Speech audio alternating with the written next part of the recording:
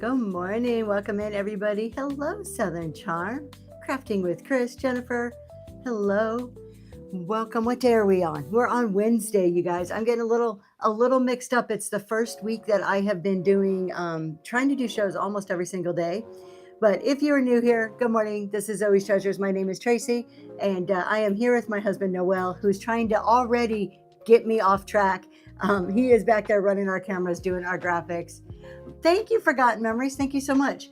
I was talking about, we put that out last week. We used AI for that, and so it's fun. Good morning, Mathis.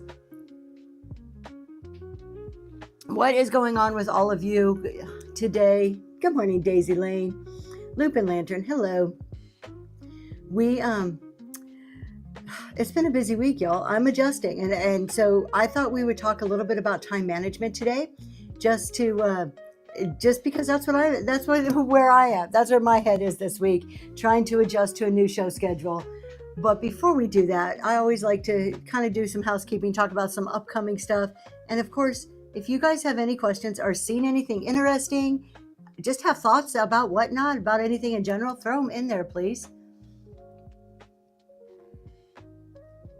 All right. Well, RCR, good luck. Good luck with your shows.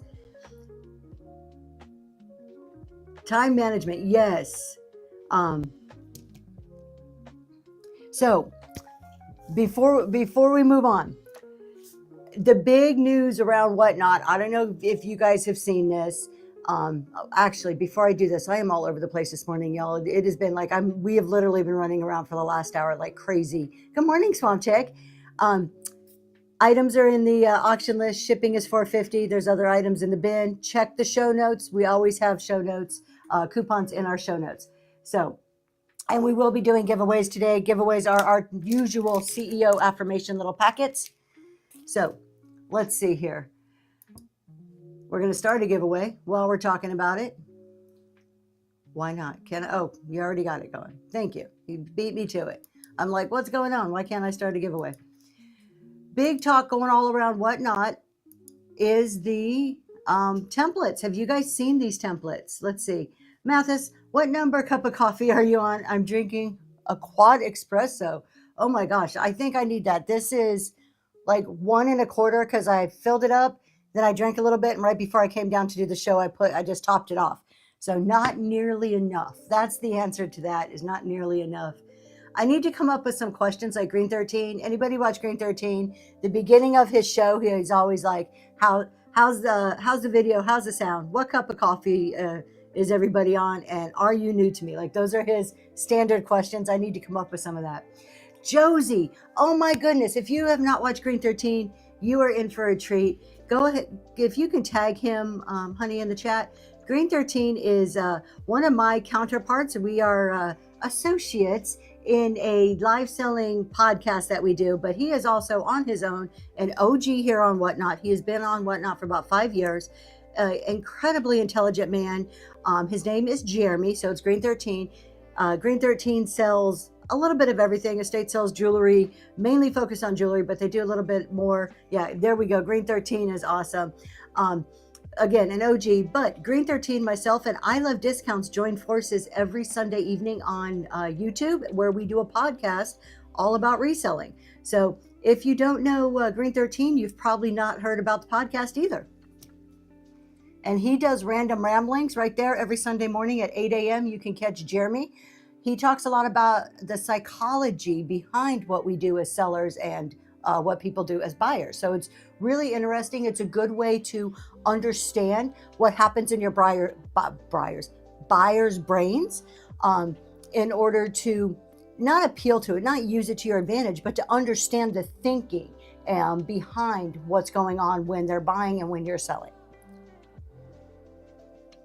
I have to say, I have learned an absolute, just an amazing amount from him.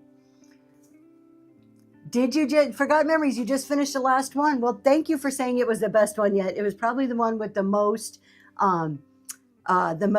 technical difficulties, but we got through it. The Vintage Gypsy Brie, good morning. Moon Ricket, good morning. The Rustic Road, Kelly, Jessica, I want to get better at recognizing people when they come in the room. I'm good at answering chats. At least I think I'm pretty good at answering chats. I'm not good at saying hello when people come in.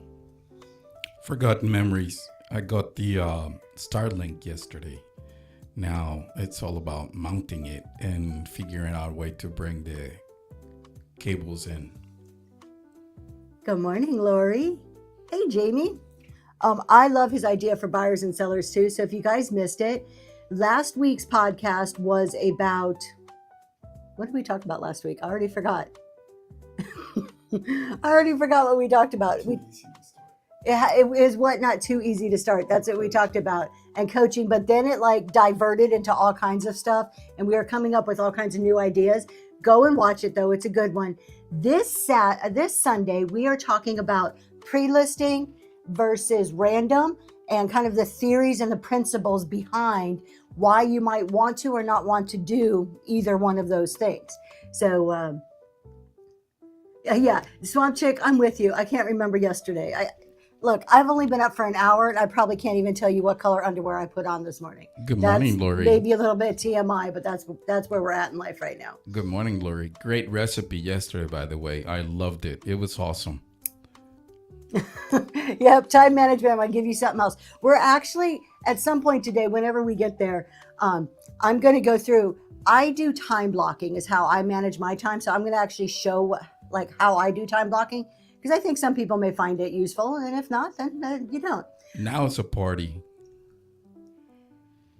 Good morning. I love discounts. There is the number 3. Well, it's not in any particular order, but of the three people that make up the podcast, I love discounts is the other one we were talking about. Ooh, yeah, baby. Let's go. Woot woot.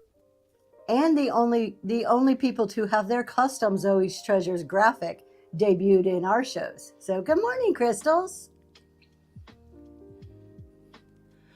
Hey, I'm gonna do a plug-in here. Yesterday, Lori Can Shop, right there on the chat, she had her cooking with Lori. Josie's junk in the trunk. Congratulations. Congrats. Congratulations. And she's cooking while she's selling as well. So it's super interesting. It's really cool. And it's a good show to watch. I like it. I really like it. So if you're curious, go check out Lori Can Shop.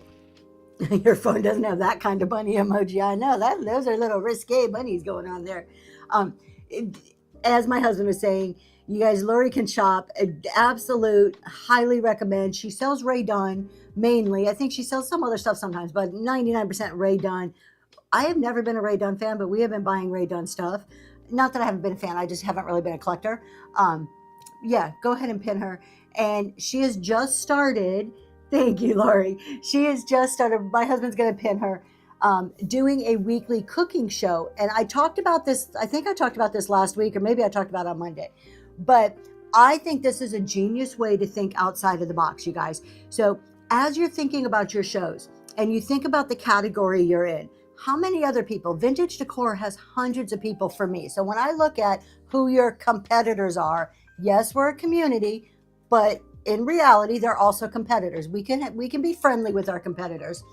So when there's 50 shows going on in Vintage Decor at 8 a.m. on a Saturday morning, what makes them want to come to my show?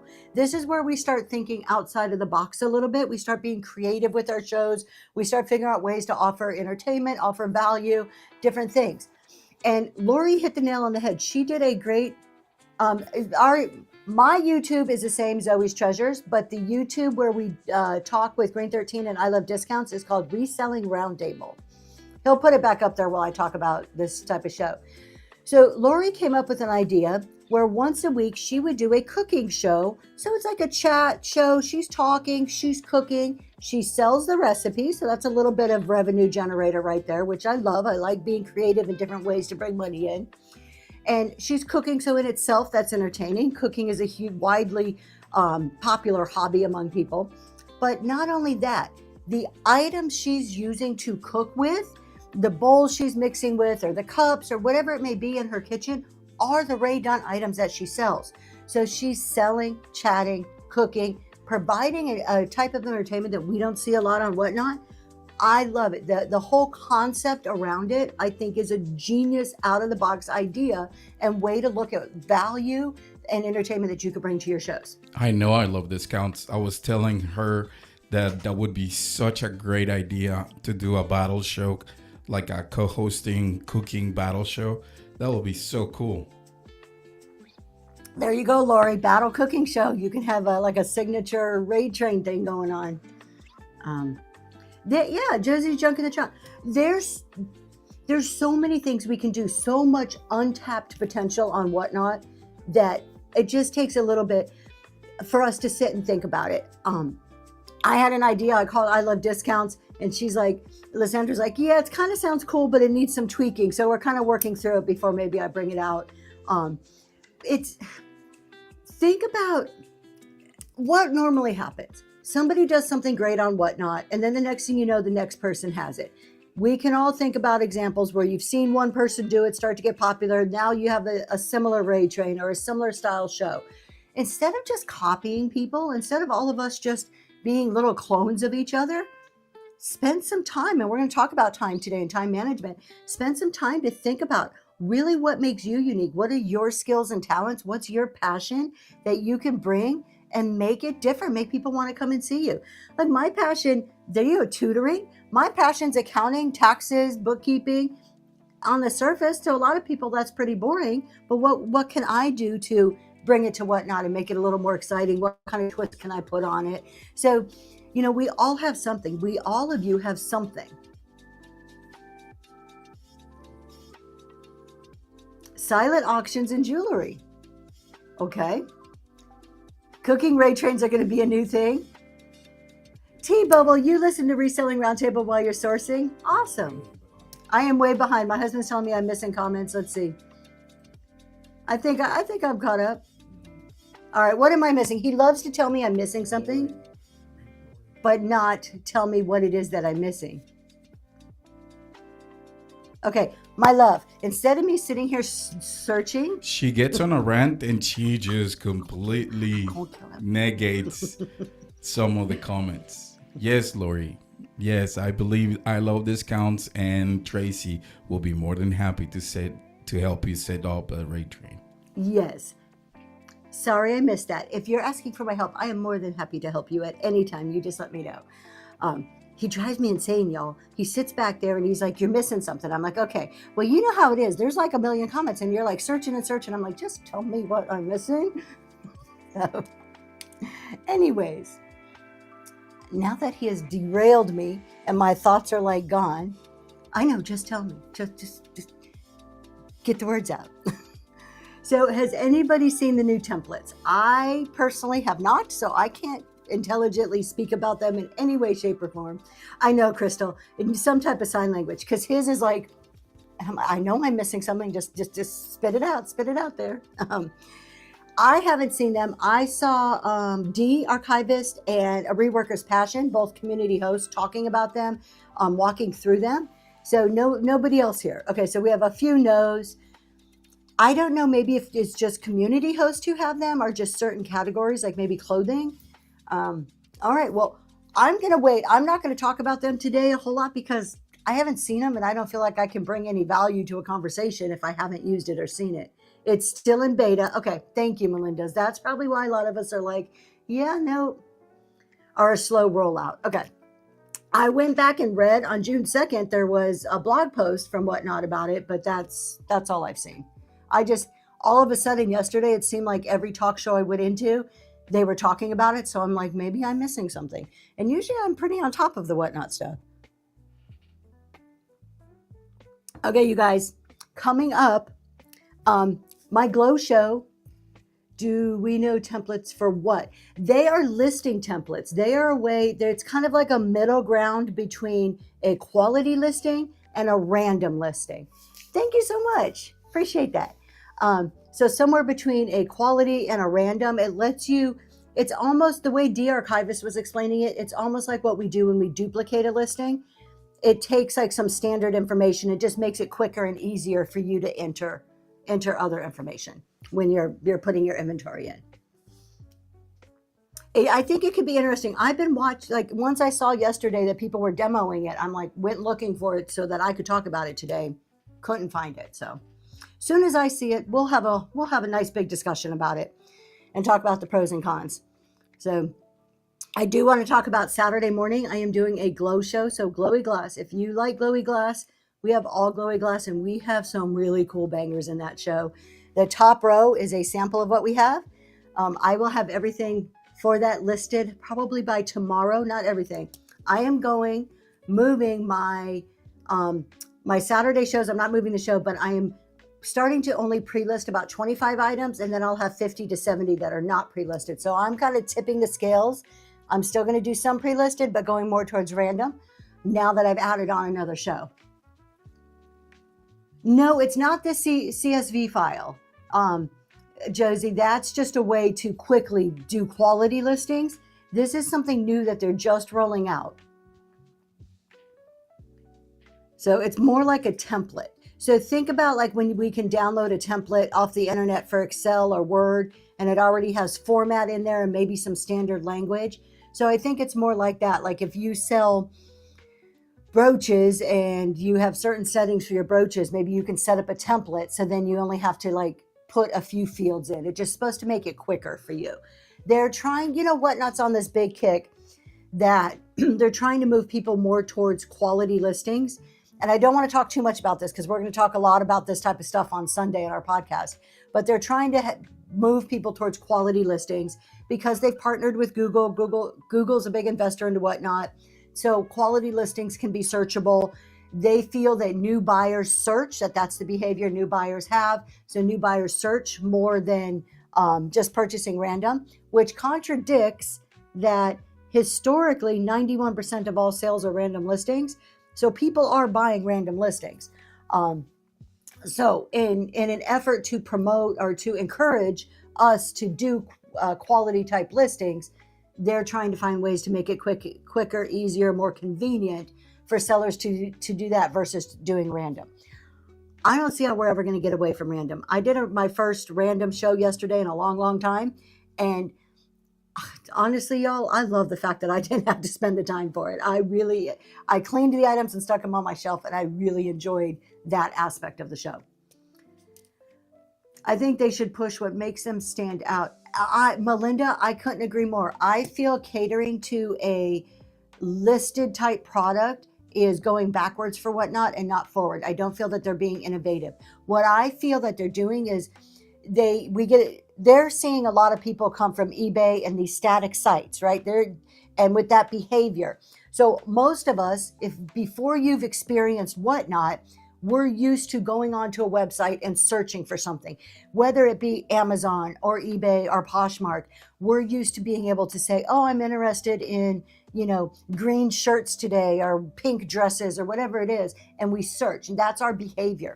So what Whatnot is saying, when people new come onto the app, they're bringing that behavior with them, and they want to change that behavior. They want to capitalize on that behavior instead of changing it to help them understand the live selling platform. They want to take that behavior and make it work here, and I think they're losing something in that process. Instead of focusing on the change management, let's teach buyers a new behavior on how to really utilize live shopping.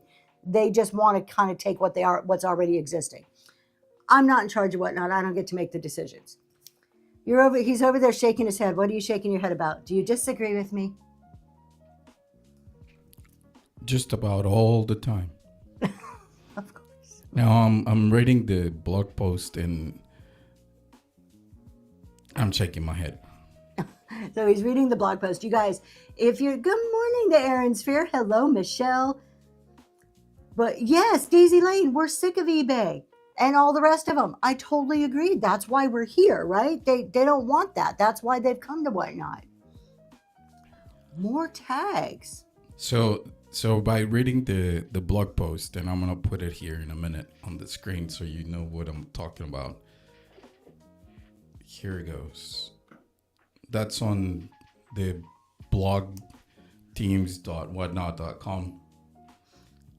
and it's right there, the build for live listings.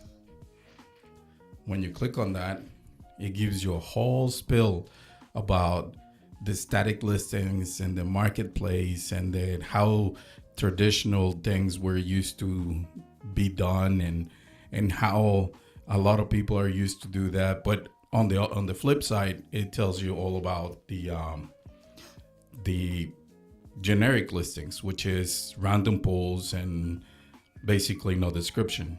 So it says that that's so much better and convenient and so fast, but people that are coming new to the app are all confused about it. So I would invite you to read it. Good morning, visuals. Hello, Kristen, Aaron. I feel like it's only going to help clothing sellers with the templates. Southern Charm, that's where I'm struggling too, from everything I've heard and read. So they announced this at the Seller Summit. So we kind of got like a little preview to it for those of us that went to the summit. And then, of course, they've had the blog post. So information's been leaking, or not leaking, but dripping out. I kind of feel the same way. I'm wondering, how can I utilize this? Look, I am all for anything that's going to make it more efficient for me to do my job. I'm all for it. But I haven't quite wrapped my head around how to make it work for vintage yet. That's why I was so excited yesterday when I heard everybody talking about it. I wanted to go see it to actually start to play with it and see if it's something that I can use and make my processes more efficient. I'm not quite there with vintage decor. Possibly jewelry, because you can categorize jewelry. Maybe if we're categorizing vintage decor by like teacups, or I'm trying to think of like putting things into buckets.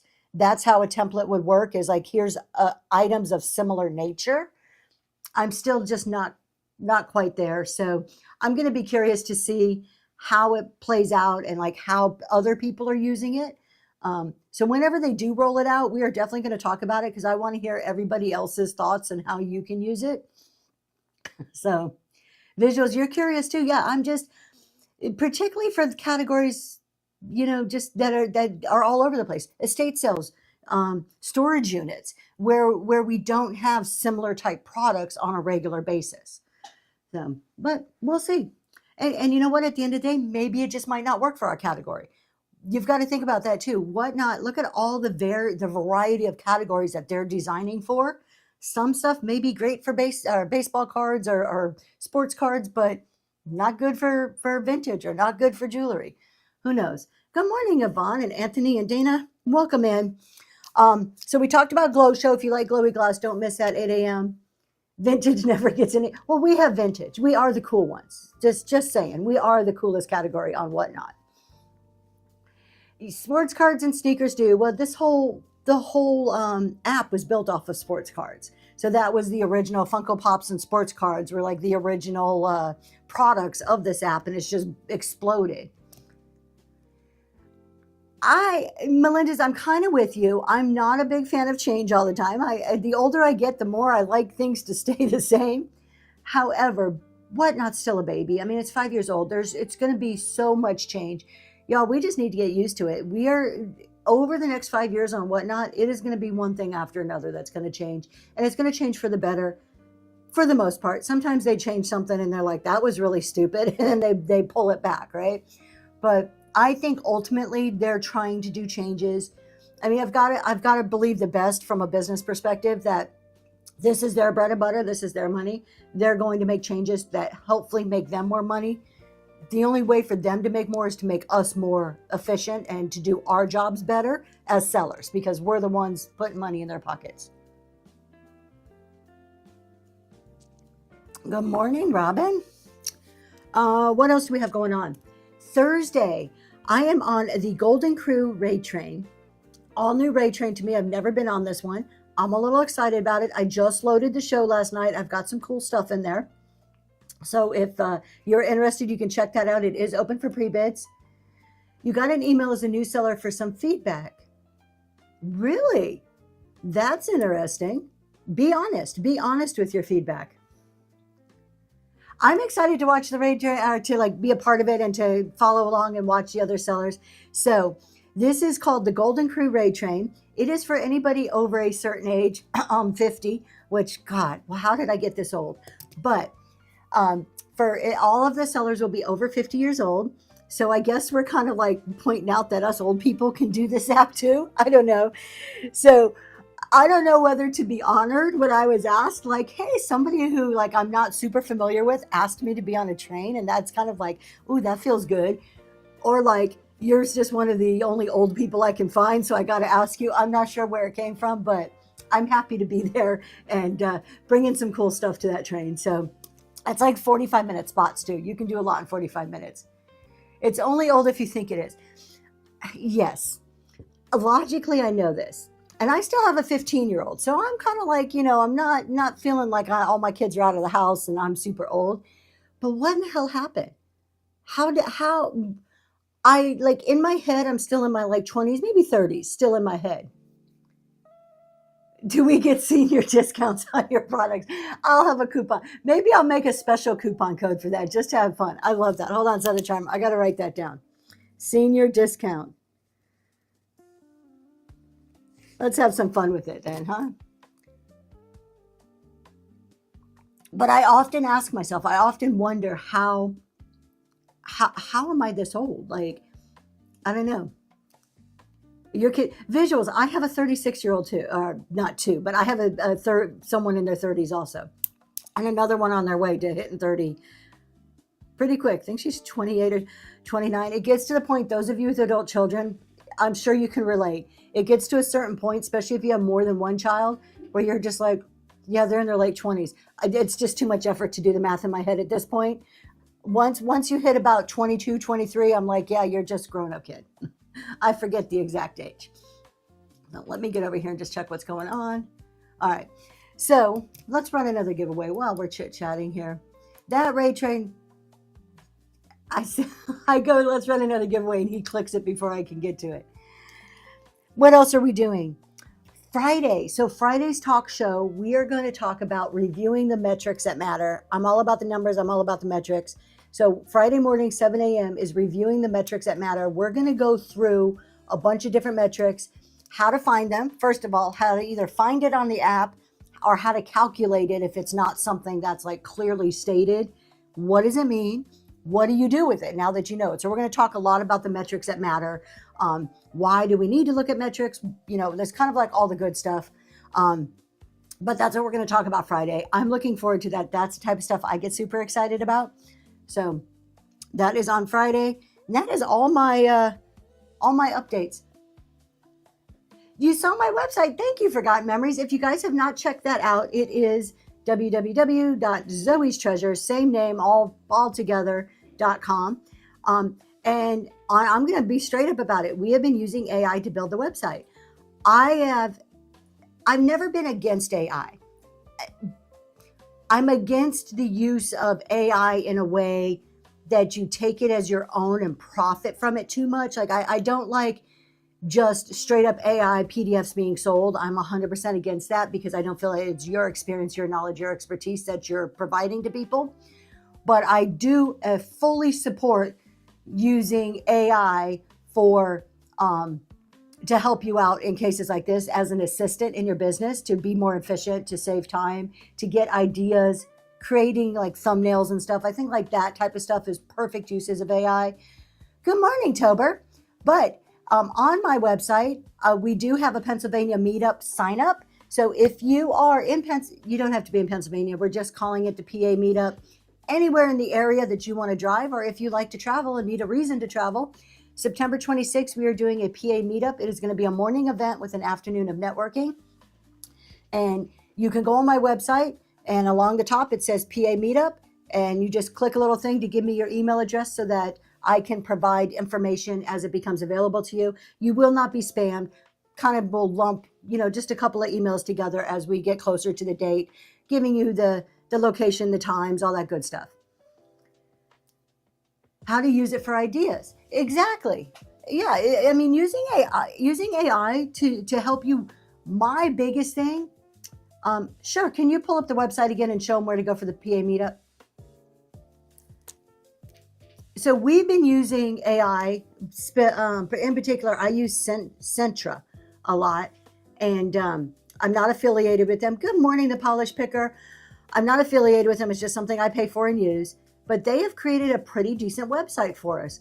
Is it the best website in the world? Probably not, but it does its job. It does what I need it to. It links to Shopify, so it links products that we have for sale. I'm able to update it very quickly, is why I like it. Can you click on the little hamburger thing and go to the PA Meetup site? So there you go. If you click on there, you can go to PA Meetup, and we'll also talk about CEO Challenge. So that tells you the meetup, and if you scroll down, there's just a way. All of that will be filled in as we get the information. There should be a thing to click on. It's going to talk about who's speaking. So we have links to all of our speakers for the day that may expand more. And then you can just sign up to keep posted on it. So that's on there. And then our CEO Challenge. Can you go to the CEO Challenge page? You guys, we have about a week left. Applications for season 2 of the CEO Challenge are due next week. You can just DM me here, or you can go to the website and email me for an application. If you are interested in the CEO Challenge season 2, it is happening in the month of July. Please send me a message, or if you already have an application, get it back in. But you can go to the website, read all about it, and see if you're interested. That is coming in July. And eventually, we are going to be doing a reunion show. Crystal's Vintage had mentioned it, and I'm like, girl, you are already like in my head.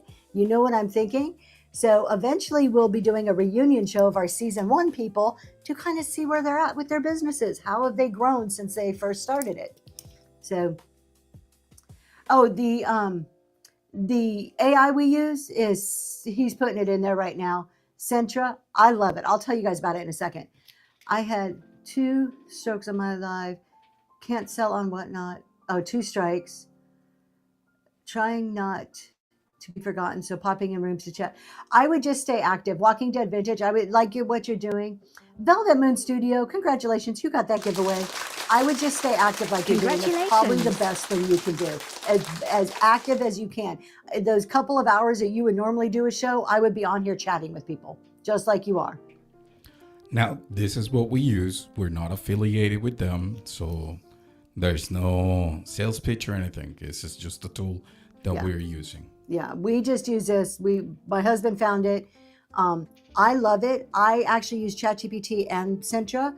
I have not experienced Claude yet. I keep reading about Claude. I don't know if I'll try it out. I may just test it to see if I like it. I like Centra though, because it's like having a multitude of different assistants with different expertise, and you can create your own. I've created a couple of my own AIs in there to do specific tasks. You can automate it, so tasks are done for you. It can answer emails. I do all of my social media through that. And one of the things I really like about this one over ChatGPT is that Centra visuals. Yeah, it does all of like graphics and everything like that, if that's what you're asking.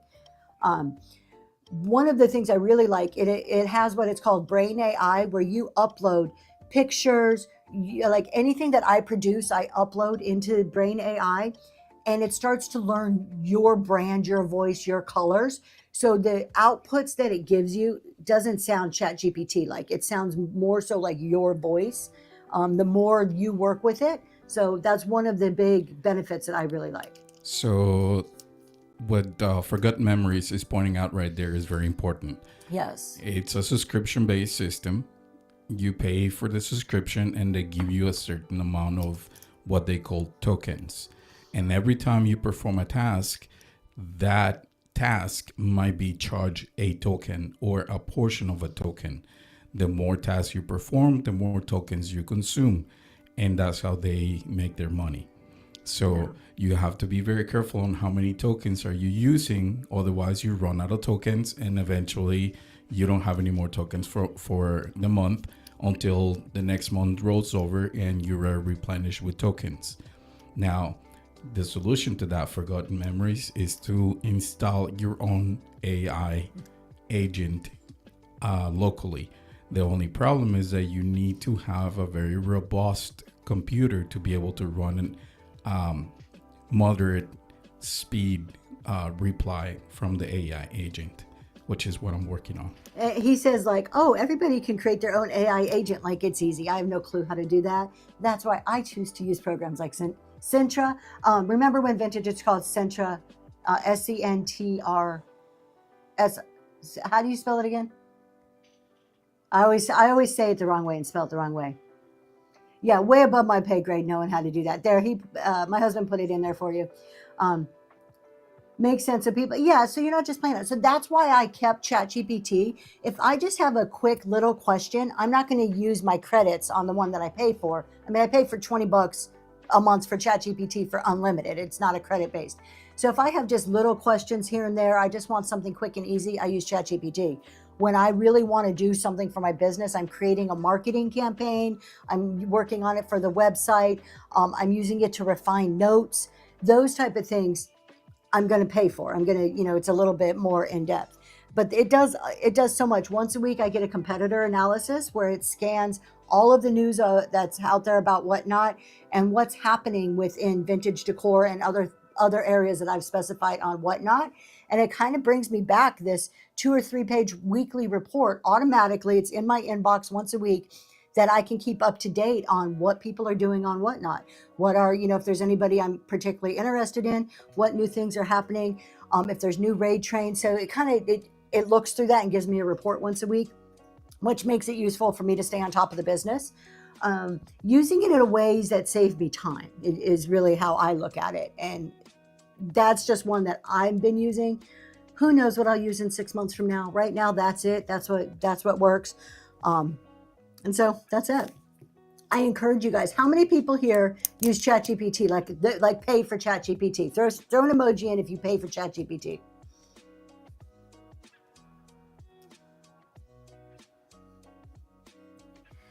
The only thing, and tell me if you guys find this to be true.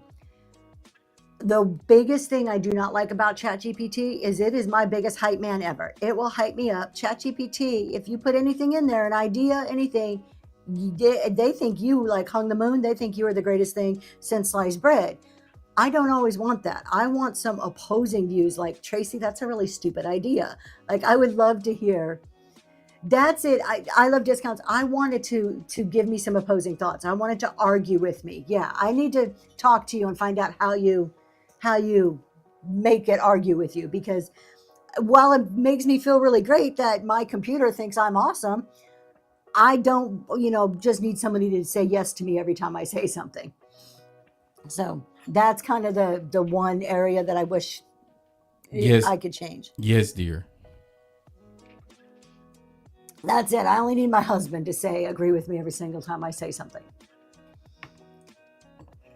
To make decent thumbnails. Now, let's talk about those thumbnails.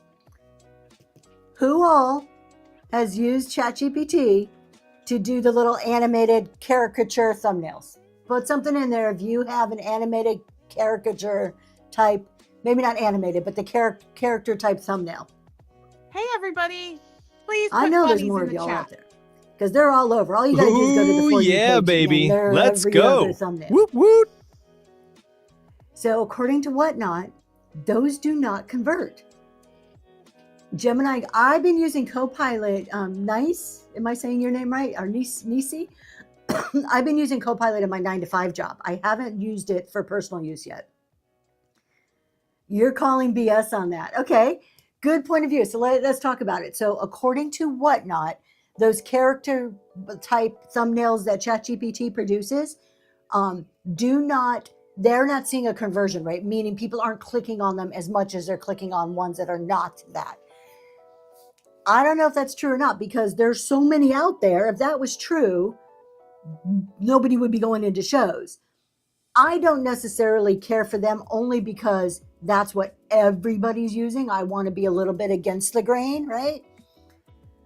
It seems like there are more since they said it. Maybe so. Josie, you hit the nail on the head. Everybody started using them. There was an overuse of them. And what made a show special now is just no more. And so now the rarity is to find real pictures on the thumbnail. And so if you do, that's a little bit more of a refresher and a little bit more drawing attention to your eyes. So I totally agree with you. Yes, Swamp Chick, the ones that look like a person. And We have somebody who's, let's see, I scroll over them. Melinda says, I just been scrolling past them. Yes, you stand out when you don't use it. Crystal says, you don't like him because they don't look anything. Oh, is that the most biggest clickbait? Y'all, you don't have to be pretty to be on Whatnot. You don't have to be like perfectly manicured and the perfect hairdo and all of that stuff. You don't have to wear makeup if you don't like to wear makeup. None of that is necessary for Whatnot. I suggest, at least clothing would be good. But some of those characters, you click on there and then you go in, you're like, I don't think it's the same person. I'm not in the right show. Like, I said it in Swan's Chick chat show yesterday. I'm not pretty, but I'm very lovable. Sometimes. He's lovable sometimes. Let's be honest about everything here. Somebody said they used their own picture. So that's what I've been trying to do more, is putting in a picture that we've taken and then using AI to enhance it for like adding words or graphics or something to the picture. I've been leaning that way. I don't know if it makes a difference, honestly. He's always lovable. Most times he is. Whatnot said, and just because Whatnot says it doesn't make it truth. Thank you, Trust me. Mary.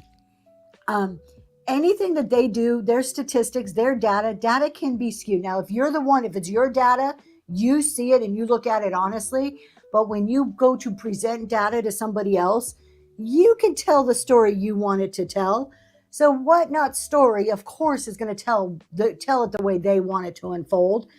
So Whatnot says, one, those don't convert. Two, they said pictures of real people tend to convert the best, that those are the most clickable ones. So I tried it.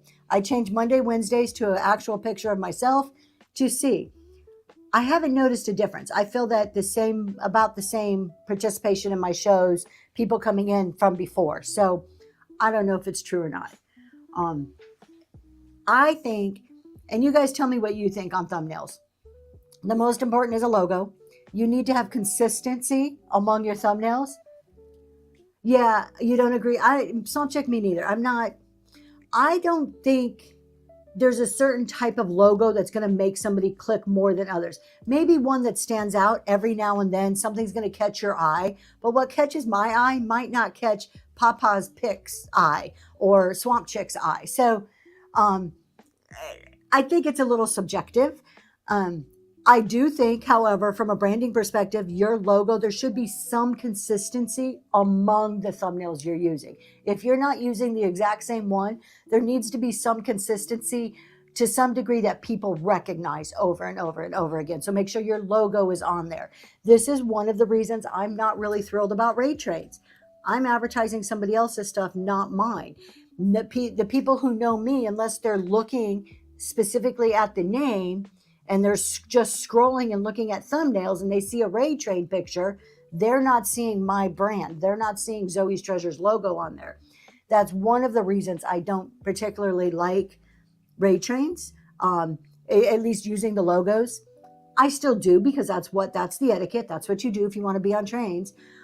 I would consider, and it's something I've been throwing around for the CEO challenge for the next season, is providing a thumbnail that you could put your own logo on. So it's still consistent, but your branding is also on there because I think your branding is better. Some sellers only have raid trains listed in their shows. And Lori, I agree with you. And I think that's the biggest mistake. Personal opinion. You guys could totally disagree. You could tell me you disagree and I'll be cool with that. I think raid train chasers are doing themselves a disservice in their business. If your whole business is just built on chasing raid trains, you are helping everybody else become recognizable without being recognizable yourself. One of the reasons is, like we just said, where's your branding? How do people start to recognize and know you?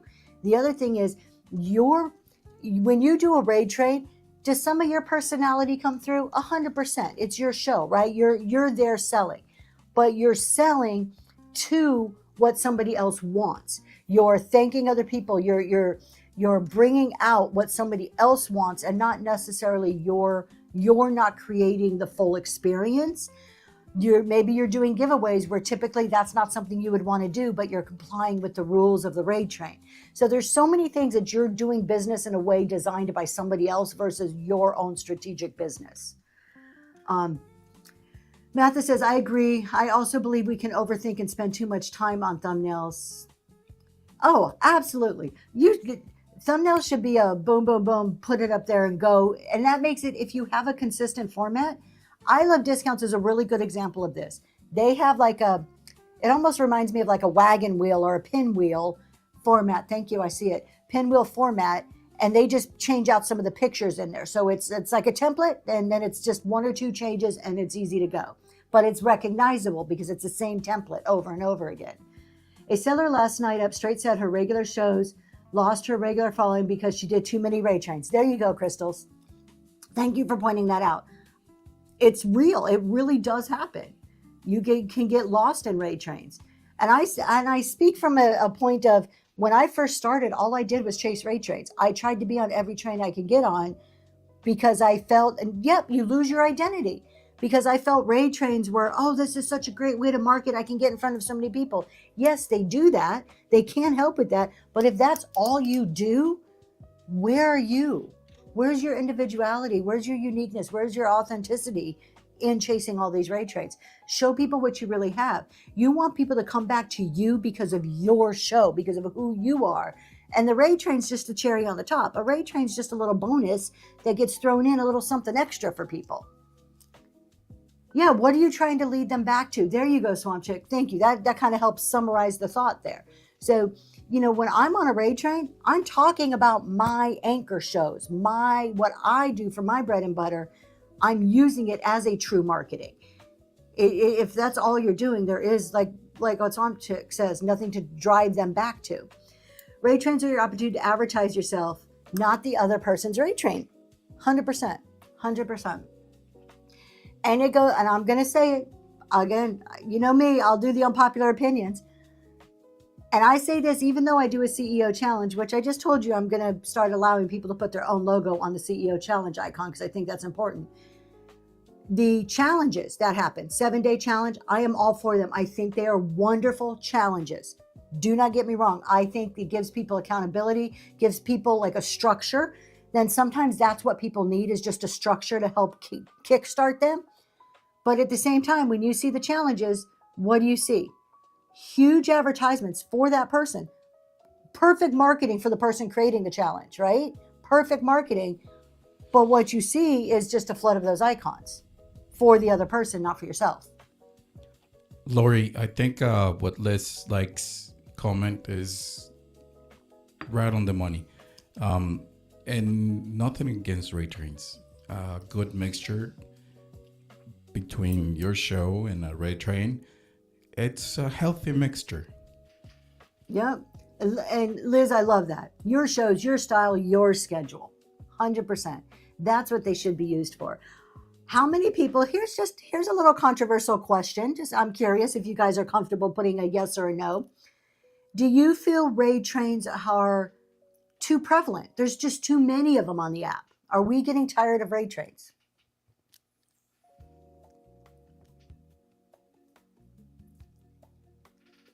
Yes. That's something that's been going through my mind. I feel yes. I feel like they're like, oh my God, there's a lot. And I say that as somebody who runs raid trains, every now and then. I Love Discounts is a first opposer. That's all you see in vintage decor. There's a lot. Now, I don't know about other categories as much. I don't go into sports cards. It's just not me. So I don't know if they even have them in sports cards. Oh, you'll do good. It's okay. As long as you just follow the rules and raid on time. I enjoy them, particularly ones that are in I like a good primitive raid train or the cruel raid trains. I love those. What Liz says, I don't think so. There are so many new waves of sellers and pocket communities, but I don't think they're universally drawing on the app. I like that. Great deals. There's conductorless trains? I didn't even know that. Forgotten Memories. That's new to me. October, I like that view. They are like a neighborhood yard sale. They're like your little community neighborhood yard sale. That's a good way to look at them.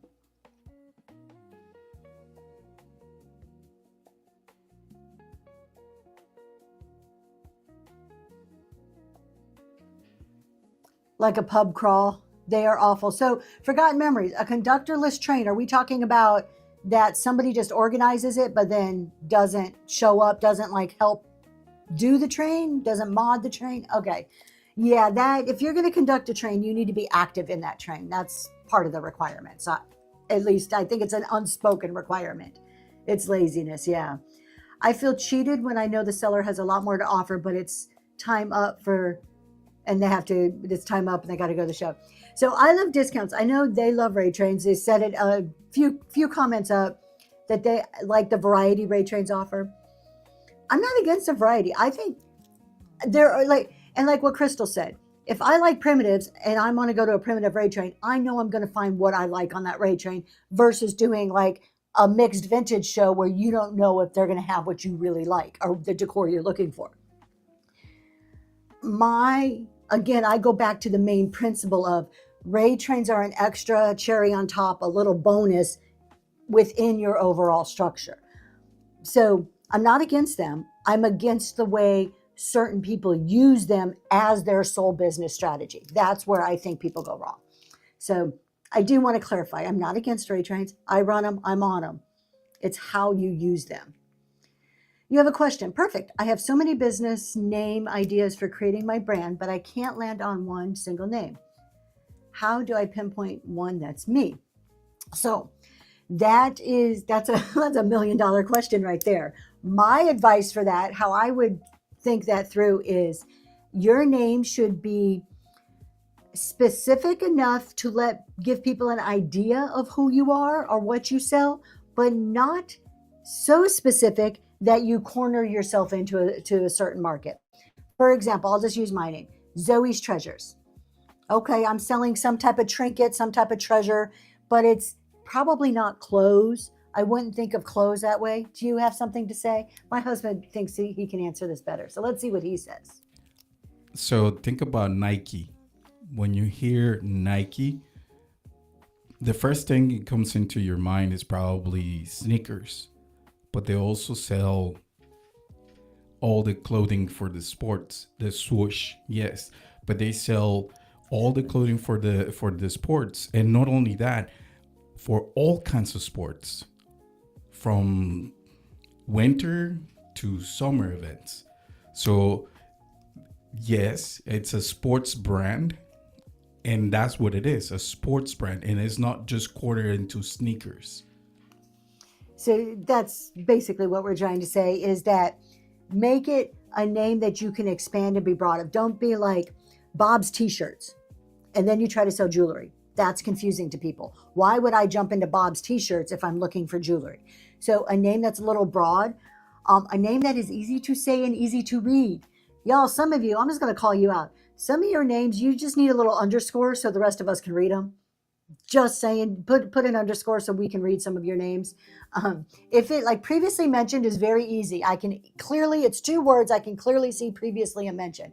Some names I have slaughtered in the sense, and I'll tell you the one that is going to stick with me forever is Old Maid New Creations. I love her. She is a great seller. And I'll tell you, you want to see somebody with the most beautiful blue eyes. I am mesmerized by looking at her eyes. However, the first time she came into my show, I called her Old Maiden. Thank you. She bought some stuff and I said, thank you, Old Maiden. Then after the show, when I was doing shipping and I was able to slow down and really focus on the name, I was so embarrassed. I'm like, oh my God, it is Old Maid New Creations. And I just said like 5 times during my show, thank you, Old Maiden.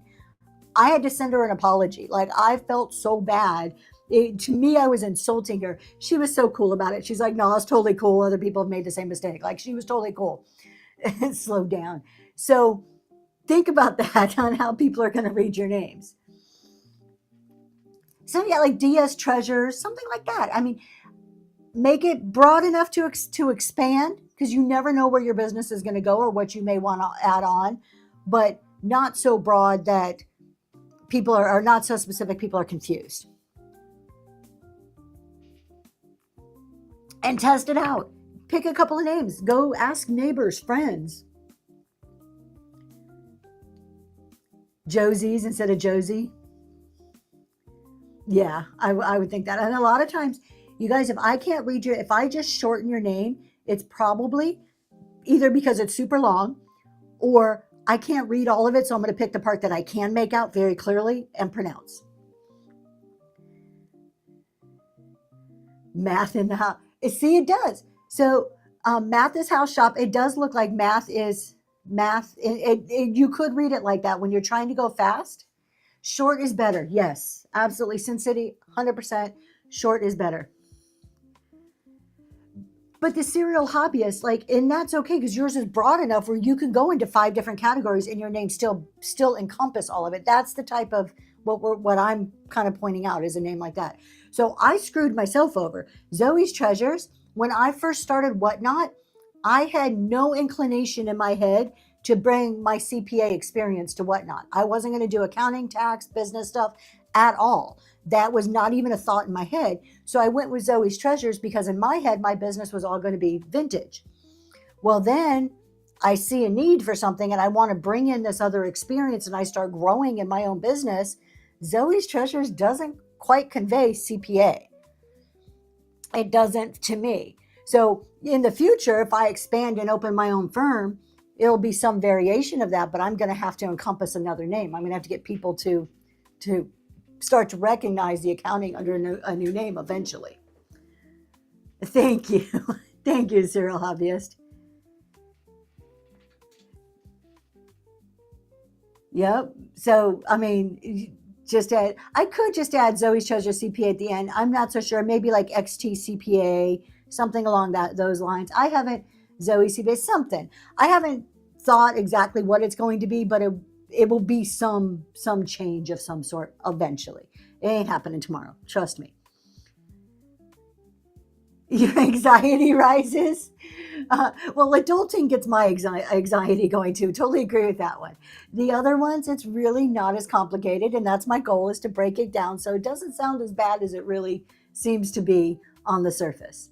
So extra time. Oh, I like that. Forgotten memories. I like that. Except that I like it because I love the play on words, but I feel that it may also induce anxiety. Like reading it sounds a little like, I'm not sure if it gives the feeling I want, but I love the play on words.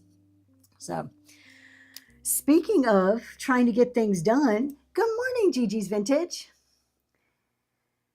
Let's, before we go on, I do want to talk about some time blocking here in a little bit. I hate misspelled words in business names. So misspelled words, no, I love discounts. Do you think misspelled words are like they do it on purpose? Are you talking about like a K instead of a C, an X instead of a Z? And yes, so I agree. The first time I heard Zoe, so if you don't know, Zoe is my daughter. I'm Tracy, if you're new here. Zoe's my daughter. She was adopted. So her name was Zoe when I adopted her, spelled with an X.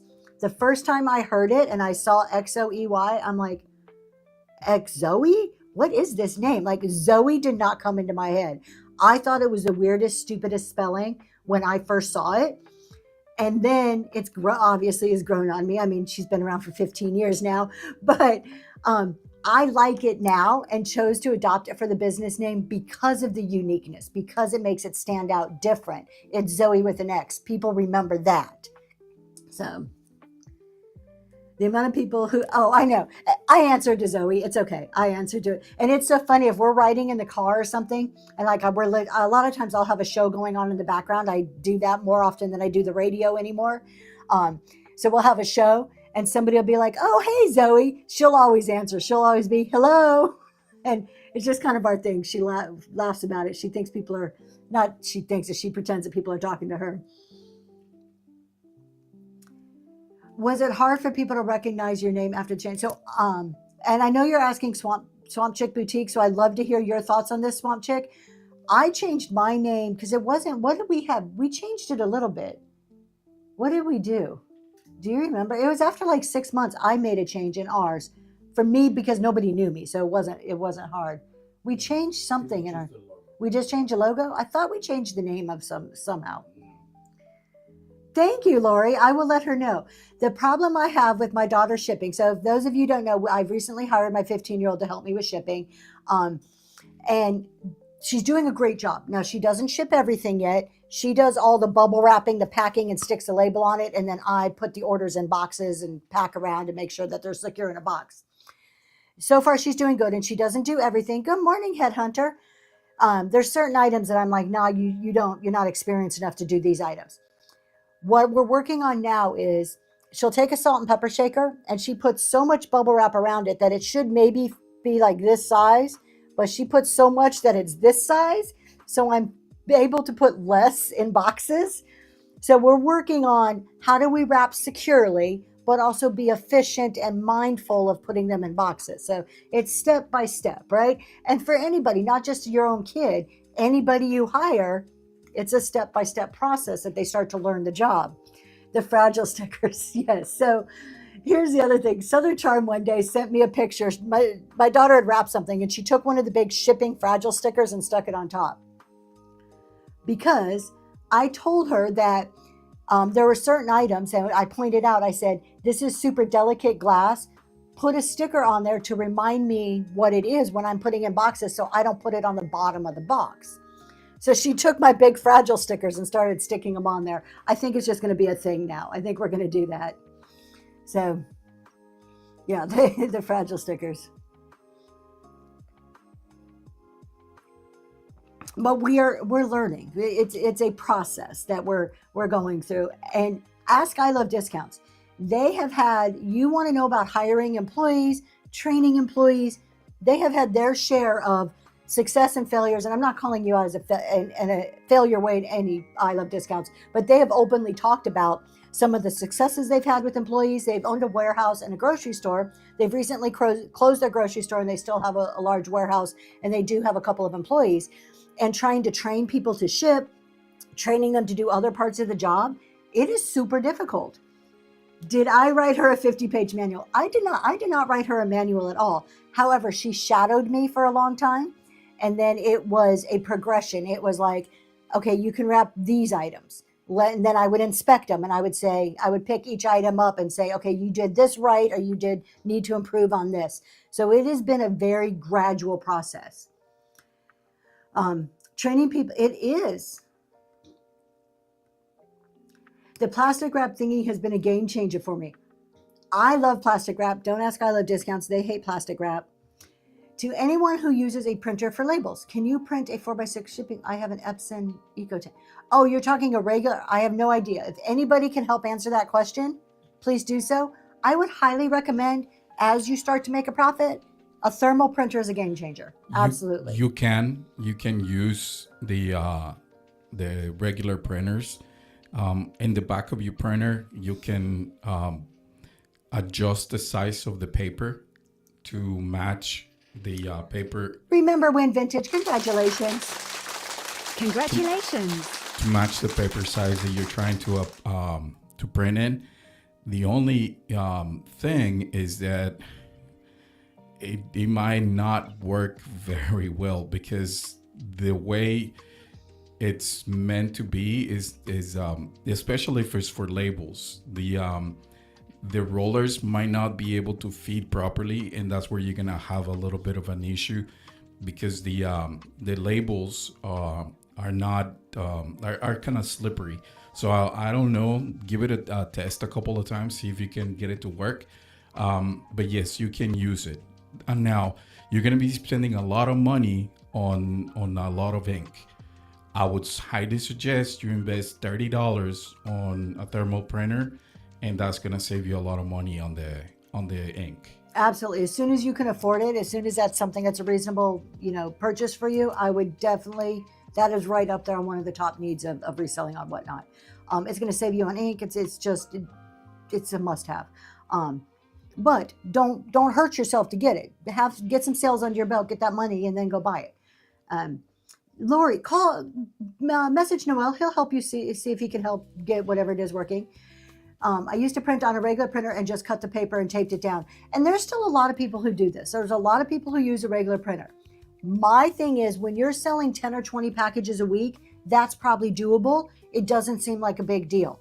When you're selling 100, 200 or more packages a week, printing on your label printer, cutting it down and taping it becomes a waste of time, becomes something that's going to slow you down and very inefficient. So ultimately moving to things that help you. This is why I buy multiples eventually. I start with one printer, then I move to two after a while. After you make some money, you put some money in the bank and you can afford it, one bubble making machine to two bubble making machines. So as you move forward in the businesses, as you start growing, you start buying for efficiency, not just functionality. It becomes twofold. So, Forgotten Memories, there might be a chance that you can get inkjet printing labels. So it's not the same as the thermal. And my concern there, like I said, is the amount of ink that you're going to be using, especially since it's black. You're going to have to buy constantly black, and that's going to be a lot more expensive than buying. And the last printer I bought was, I think, $35 on the river. So $35 versus a lot of ink. Yes. Good morning, Tripod. And Prime Days are coming up. Aren't they next week, I think? 20 something? So Prime Days are coming, and we're not supposed to send people other places to shop, but we're talking about thermal printers and supplies that we normally buy on this place anyways. So think about that too if you guys are in the market. And also, that might be a good time. Consider a business expense. It is a business expense. It is tax deductible. Do not, though, never make a decision just because it's tax deductible. Again, that is the extra. That's the bonus that you get. You make a business decision because it's a smart decision for your business and you have the money to afford whatever it is you're doing. Then, as a little extra, you get the tax deduction for it. I hate, one of my biggest pet peeves is when I hear people justify a purchase by saying, oh, it's a business, I can write it off. It still costs you money. If it's bad business decision, just because you can write it off doesn't change it to a good business decision. Yeah, you don't want me to say we make gift cards. That's right. Means the moment you start selling with the those extra bottles of each one. And Tracy's gonna expand on this, but the moment you start selling with the idea that you're gonna make a profit, you're becoming a business. I love discounts. I actually did say no. I will tell you a little story behind that. You can, if you have not started selling yet, you can still write it off. So you have startup expenses. So within the time frame, and you're starting off as a small business. So I would look at, if you spend 2 or 3 months preparing for your business, buying the supplies you need, and then you start selling all of that, you just say that you started your business the day you started buying supplies, and it's fine. The dates and the startup expenses really start taking into consideration when you're spending thousands upon thousands, like hundreds of thousands of dollars to start a business, which is not where we are on Whatnot, the majority of us. I Love Discounts is saying, we're going to, Crystals, eventually. We're going to get to it next. You guys, I do want to talk about time blocking. I want to give you guys an example. But I Love Discounts is saying, just say no to new shelves. We're redoing our studio space. For me, when I talk about redecorating, the first thing I want to do is buy new stuff. Newsflash, it's too late.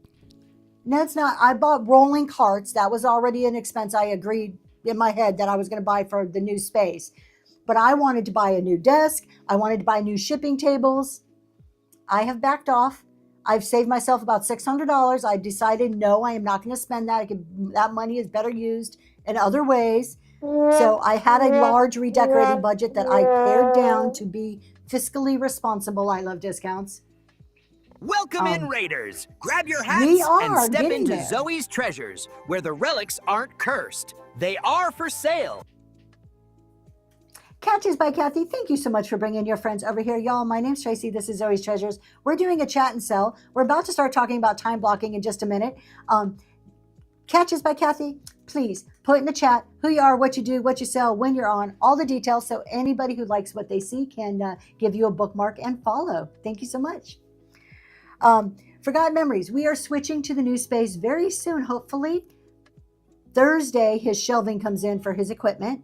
So I'm hoping by Sunday's podcast, we will be in the new space for the podcast. It's going to be different. We've converted a bedroom into our studio.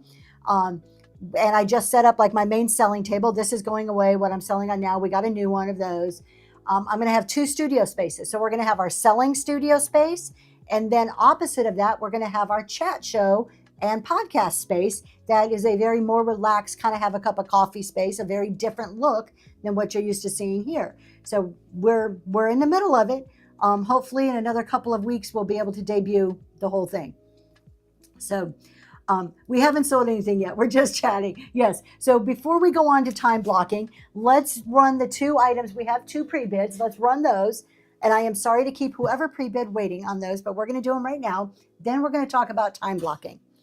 So let's see. We have these canisters. I tried selling these all as a set for the longest time and then just decided, no, we're breaking them up. So let's start with oatmeal. These are Czechoslovakian canisters. We'll get him to switch it. Oh, that's a good tip, Eye for Beauty. Thank you for putting that in there. Y'all see what he's Eye for Beauty said? That's a really good tip. All right, so we have the oatmeal canister here. Let me go ahead and get that pinned. I did put some call outs in there. These look really great. These are Czechoslovakian. The call out on here is there is a little chippy on the inside of the lid, so you can't see it when it's closed. And then around the edge, they are vintage. I don't know if we can, right there, little chippy. Other than that, they're in really great shape. We'll kind of turn it around. So the oatmeal and the sugar are the same. Oh, thank you. All right, let's go ahead and run this one. Sorry if that was loud. I forget that I shouldn't turn things on the table, that it makes too much noise. We're going to run it for 10 seconds. Open for bids right now. Really great canister. Clean on the inside. That's just dusty because it's been around my house for a while. Ready for you guys to use. And Darnie Ray, congratulations. That is heading to you. Thank you so much. Let's do the other one. Thank you. And you guys, I've got a ton of new stuff coming next week. I literally just picked up some of the largest auction lots that I've ever bought. I have so much right now, but in the midst of trying to redo the whole studio and basement space, I haven't been able to get anything up. So next week, we're going to have a bunch of new stuff. Thank you, Crystal's Vintage. Welcome to Zoe's Treasures. That was a first purchase, so thank you so much. Thank you for your first purchase. And we do ducks in the chat for first purchases, but I always forget to tell you guys that. So I've got great people who help keep me in line because for the life of me, I can remember in other people's shows. To heck with my show. I can't remember it.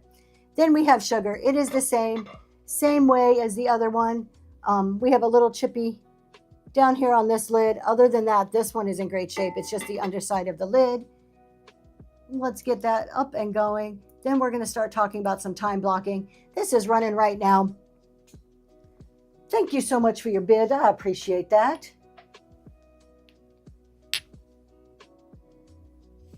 And Darnie Ray, that is going to you. Congratulations. That is a cool set. I have some other pieces. Darnie, if you are interested in those, like some of the other pieces, send me a DM. I have a few others I'll bundle together a really, really great price for you. I'll make sure that it's great. I kind of just want to get rid of those. So, do you have all of these cool images and gifts? I put in a pre-bid. They'll match my Chinese for Christmas too. Oh, that's so cool. Yeah, we're going to run the Lennox right now. Do I know why ducks have feathers? No, Mary, tell me. Why do ducks have feathers? To cover their butt corns. Okay. Total dad joke, but it cracks me up when I hear them. Love it. All right, we're going to run these Lennox salt and pepper shakers. These are Lennox. Beautiful classic design. Lennox is always classic. They've got the little stoppers. Full disclosure, they did have salt and pepper in them when I bought them. Their stopper is there. Yeah, it is. I emptied it out. They're in great shape. No chips or cracks, so they're the same all the way around. 4 inches tall. Running right now. Sorry, don't be sorry. I love it.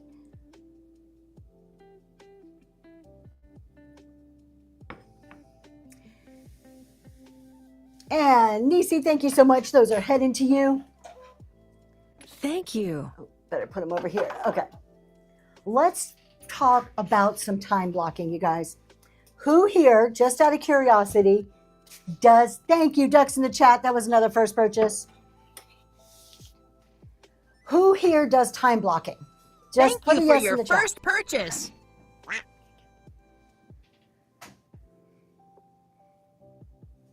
Aaron, you are a guy after my own heart. You love spreadsheets as much as I do. So that doesn't surprise me. What Liz Likes does, awesome. You need to, okay, so we're going to talk about an easy way to do it, because you can take time blocking to the extreme like I do, or you can just use it to get your head in order, right? Just to kind of get a little bit of structure around your week. So it could be as in depth as you want it to be, or kind of just basic. I'm going to show you, I did a very kind of down and dirty schedule on my paper here that we'll walk through, just to give you a very basic idea of what time blocking is. So when we talk about time blocking, we're talking about taking your week and looking at your waking hours. I'm in a time block right now. I'm all or nothing. So time blocking, it is, Liz, you've hit the nail on the head. This is what is so wonderful and freeing about time blocking. Some people think that if I schedule everything out, that's just too restrictive. I don't like being restricted. I like to be free and go with the moment and do what I need to do. Time blocking actually provides that for you. So first of all, what time blocking is looking at your waking hours.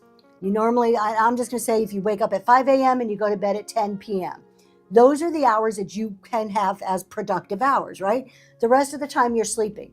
So number one, it takes some understanding of, you have to have some schedule in your head. Like I normally go to bed around 9, 10 at night. I wake up at 5 in the morning. If you're all over the place, time blocking may not be the best for you. So you start off with, what are your waking hours? Then you take those waking hours, and I'm going to give you an example. I'll show you. People have sleep, not very often, not new businesses don't have sleeping hours. So then you take all your waking hours and you block out, what do you do within those hours? So you have family dinners, right? You have to eat, you have to source, you have shows, maybe you work a 9-to-5 job. We're going to kind of walk through some of those, and you block it in and you start to see, okay, well, where do I have times of blocks of time that I'm not utilizing? It starts to help you realize when you're hyper, or when you're wasting time, when you're just scrolling on your phone. Can't be. I am very, very disappointed that I can't be productive while sleeping. You know, like they always ask, if you have one superpower, what would it be? I wish I could never sleep. I wish I could like feel refreshed and have all the benefits of sleep without sleeping, so that I could be productive in those hours. 100%. Millicent. And that's where she wakes up. I have an idea. I do. I wake up with ideas. And those ideas are more work for me. Usually. So you start thinking about it, you block out the times. When you have blocked a time for work, like Liz was just saying, maybe she's in a whatnot time block at the moment. That allows you to solely focus on that without having to worry about all these housekeeping things you have to do. Oh, I got to do laundry and I got to do dishes, because there is a time blocked for that. You'll get to it. It frees your mind and it releases you from the worry of the other things. Now, it doesn't mean that you can't do anything else. There's still flexibility. There's times where I'll have a block of time that I'm like, you know what? I just don't need this for whatnot right now. I'm going to go and do my dishes instead. It still allows you that. You still have personal choice, but it gives you a structure that makes you far more productive. It also helps you identify where you can do more or less. So when I take my daughter to cheerleading, because of time blocking, I started looking at it saying, you know what?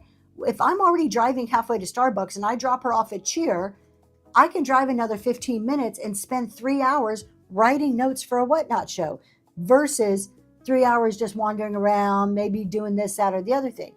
So it starts to help organize your week. Now, once you do this for a while, it becomes just kind of natural, and you do it more so in your head. You start just blocking off your time in your head.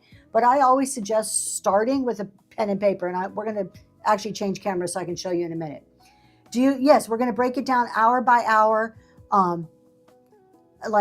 Yes. So let's walk through. Let's just I'm going to show you one on how I do it. This is very rough and dirty, you guys. You can go to like Amazon and get nice printed pads. So hopefully you guys can see that. Sunday through Saturday, that's the way I do my weeks. 5 a.m. would be the time we wake up. And 10, Kathy, I'm about to, you're reading my mind. 10 p.m. is the time I want to go to bed. So the first thing you do is you figure out what are your waking hours. Your hours may be more or less than this, just depending on what your schedule is. And then you identify what are your big blocks? What are your non-negotiable things that happen? Well, for me, I have a 9 to 5 job. So I look at this 9 o'clock block. Oops, not on Sundays. Already messed up. Monday through Friday, 9 to 5 is blocked out. I can't do anything. I am guaranteed I have to work 9 to 5. Those are not available to me to do other things. Okay. So that's my work time. The next thing I want to look at, I'm going to pick some times here because her schedule changes depending on the season. My daughter has cheerleading. I know I'm the one who has to drive her because she doesn't drive herself, right? So on Tuesdays from 5 to 9, that looks like 10, but this is cheerleading. So we're just going to block this out. That's cheerleading time, okay? I can't schedule shows then. And I'm kind of doing this from the perspective of a whatnot, like when am I available for whatnot? Because if you go back to it, we start talking about consistency, we start talking about commitment. You can't have that consistency and commitment if you don't know when that time is available to you. So this is like a precursor, like the initial step to be like, okay, when can I do an anchor show? When can I commit? So if I'm looking at this schedule, I know the times I've already blocked off. I can't commit to doing a whatnot show. That will not work for me because I already have these other things that have to get done. So from here, we've done, I'm just going to label this as work, 9 to 5. This is cheer or kids stuff. And you can do this in any way you want. This is just, I'm kind of trying to do down and dirty example for you. So let's look at whatnot. That means I can do whatnot here in the morning or here in the evenings. That's my whatnot times, right? We all know I do 7 a.m. shows. So 7 to 9, Monday, Tuesday, Wednesday right now, and Friday. And then at 8 o'clock to, let's say about 10, this is my whatnot shows. Okay, so now I have whatnot. This is when I'm doing shows. And easy, it is. It's a really easy way to visualize your schedule because we'll start to think, oh, I have plenty of time. I have 7 days. I'll do that on Tuesday until Tuesday comes and you realize Tuesday, you get to 10 o'clock at night and you're like, oh my God, I'm exhausted. I need to go to bed. So Tuesday wasn't a realistic day. So you start at the top. You start on what are your non-negotiables. Maybe for some of you, I'm not a big cook. We don't do a lot of family dinners. So some of you though may say 6 o'clock every night of the week, I do a family dinner. So you're going to block out 6 to 7 or 6 o'clock hour because maybe you have a little kid that you have to feed, right? I was about to say that. Notice that she didn't put any lunch on it. And obviously during my workday, I work from home so that I do have an advantage. I do realize the working from home allows me a little more flexibility in my life. But like during the day, just because I say I'm working 9 to 5, if I have a meeting that I just need to listen to and I don't need to actively participate in during my 9 to 5 schedule, I could, look at wrapping packages or something like that. So there's other things. Just because you're doing this, I can eat lunch during 9 to 5. So, oh, I love discounts. You don't want to see my time blocking. So again, this is a guide to help direct you and focus your efforts. So the next thing I want you to think about, this is whatnot shows. In green is whatnot shows. We all know what do we need to do during whatnot, after whatnot shows? Ship. And before a whatnot show, we need to source. So now we look at some sourcing time. I block out usually Saturdays, and then we're just going to kind of give a big old block here. Somewhere on my Saturdays, I reserve that for sourcing. Does that mean every single Saturday I have to source? No. If I have enough stuff, I can just decide, no, I'm not sourcing. I'm going to take my kid to the beach, right? Maybe not the beach. Tripod only have to trying to sleep and whatever Tracy wants. I also block out usually a couple hours on Sunday for sourcing time because I work, right? I work during the week. My sourcing has to occur on the weekends. So that's sourcing. And then you have shipping. So we've got to do some shipping time in here too. If I'm selling on Monday, my daughter will wrap, but then I have to ship Monday night. I have a Tuesday show and a Wednesday show. So now I have to ship on Wednesdays. I have a Friday show. Usually that's not a lot of shipping with that. My Sunday show, usually Sunday mornings while I'm listening to Jeremy, I need to finish up my shipping. So now I have my source, my sell, and my ship time. As you can see, it's not leaving a whole lot of other time.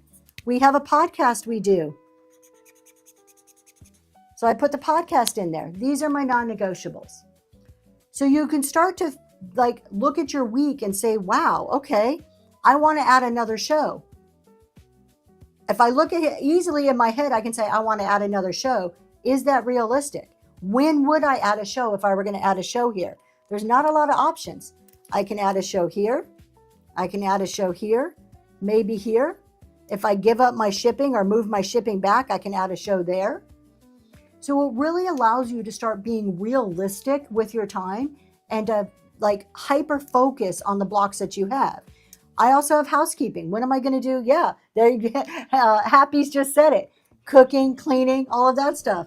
Probably not the greatest at all of that. My house stays clean, but it's usually within a block. Maybe I finish shipping early and I switch to house cleaning. Millicent, that would be, that's a good one. That's a good one, Millicent. Okay, so that's kind of like a general, thank you, honey. We can switch off of that. That was just the example.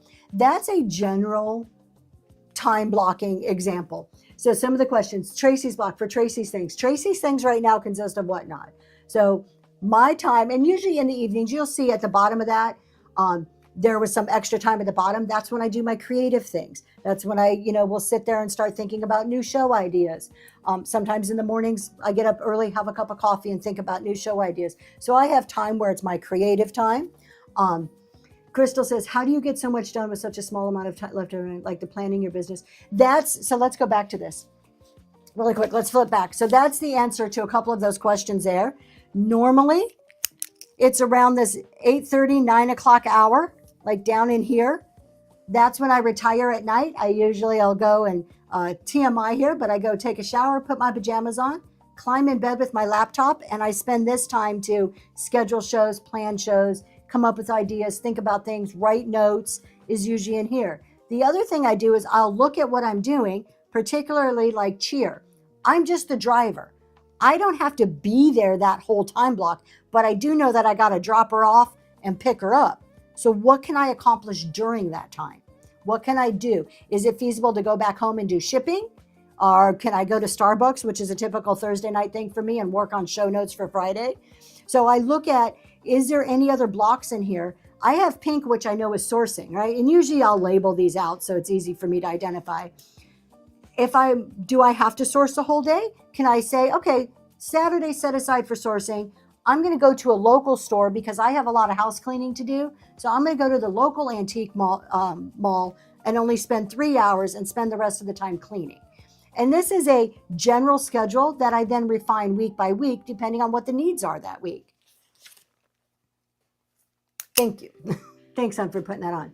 So it's not like the end all be all that, okay, oh my God, it says I'm doing whatnot right now. I better be doing whatnot. No, it's like, it's just a general guide that then you start refining. The next step to that, the next step I do, and I learned this through my 9-to-5 job. Good morning. I learned this through my 9-to-5 job is I identify tasks by week, what task, so in my 9-to-5, and then I applied it to my whatnot and kind of my personal life. So what task do I need to get done this week? I actually have a spreadsheet for my 9-to-5, and it works for whatnot, it works for your personal, where it's week by week, and I list the tasks that have to get done that week by the type of project. Super easy to do. And then I start thinking, okay, Monday I can do this, Tuesday I can do that. The same for whatnot. If I look at whatnot, I know if I want pictures for Saturday, I'm going to do those on Tuesday night on my whatnot time. So you start then drilling down into the specific task. It's like, okay, now I have this time block. The next step is, how am I going to utilize that time that I've blocked out in the most efficient manner? Is it setting up a show? Is it cleaning products? Is it taking pictures? Is it, getting stuff on a shelf behind me? It is not, but I can throw it in there. I can throw that spreadsheet. It's a really very basic spreadsheet I use, but I'd be happy to throw it in there, maybe clean it up, make it prettier for people. So Southern Charm. And that's when she talks to Alexa and tells Alexa to do a lot of reminders. And then that's when you hear the Alexa reminding her every single minute about the next thing to come. And Southern Charm, I would give you the keys to my business. That's the next thing is I will forget. Like Southern Charm says, I'd throw the paper or forget to lose the paper. Yeah, me too. Me too. I do utilize normally. I have a reminder on my Alexa to water my plants once a week because my plants will die if I don't have somebody reminding me. I need somebody in my ear. But it's not my husband's job. It's not my kid's job. It's not a parent's job to call me to remind me to order the plants. So to water the plants. I need to figure out a way to remind myself. I use Alexa for that. I use Alexa to remind my daughter things that I don't want to forget because I'll forget to tell her to do certain things. But yeah, exactly. You gotta figure out ways to do adulting that works for you, right? The other thing I do. I'll get so busy during the day that on my 9 to 5, I forget meetings. I have like legit just not shown up for meetings because I forgot about them. Usually the first thing I do when I sit down at my desk for my 9 to 5 is I look at my schedule and I set alarms on my phone for my meeting times. Pretty easy, but the alarm will go off. If it goes off between 9 to 5, that's telling me there's something I need to be doing. You have alarms set for everything. Yeah. You've got to find what works for you. Like I am super forgetful. I will get engrossed in something because I do like time blocking. That frees me to focus on that, whatever my task is. And I get so engrossed in it that I'll forget everything else. So the alarms help me. Miss Cher, the only issue I have with the alarms is that she doesn't change the horrible sound that she's got set up for them. It is terrible. It is bad, but yes, sometimes I mess up the AM PMs. I do that. You've heard that I've been on the podcast or I've been on shows where my alarms go off for things. But you start thinking about that. And I want to tie this back to Whatnot because while I use it a lot for my business life and to organize everything and to get things done, you start thinking about what are your goals? And then you break your goals down, okay, into manageable weekly steps, maybe monthly steps and then weekly steps. Well, if they're just a goal, if they're just like, yeah, I'm going to do this week sometime. If you don't plan to make it happen, you're going to show up, June 17th, a year from now and not accomplish anything. It's not going to happen. You want to reach goals. You want to do things. You need to plan for it and allow yourself the time to actually make that a reality. It depends how important it is to you, right? Maybe you're a person who is working out every day. And so there's going to be a block of time that you're like, nope, this is my gym time. That's important to me. So no two schedules are going to look the same. It's going to have to work for you in your life. Rainy D, every time I'm used to that. I'm used to the military time. Yeah, ask her. And she does not understand the military time. I hate military time. But look, I grew up a military brat. I am very familiar with military time. I do not like it. I am stuck in the AM, PM. And don't put me in a different time zone because that just totally screws me up completely.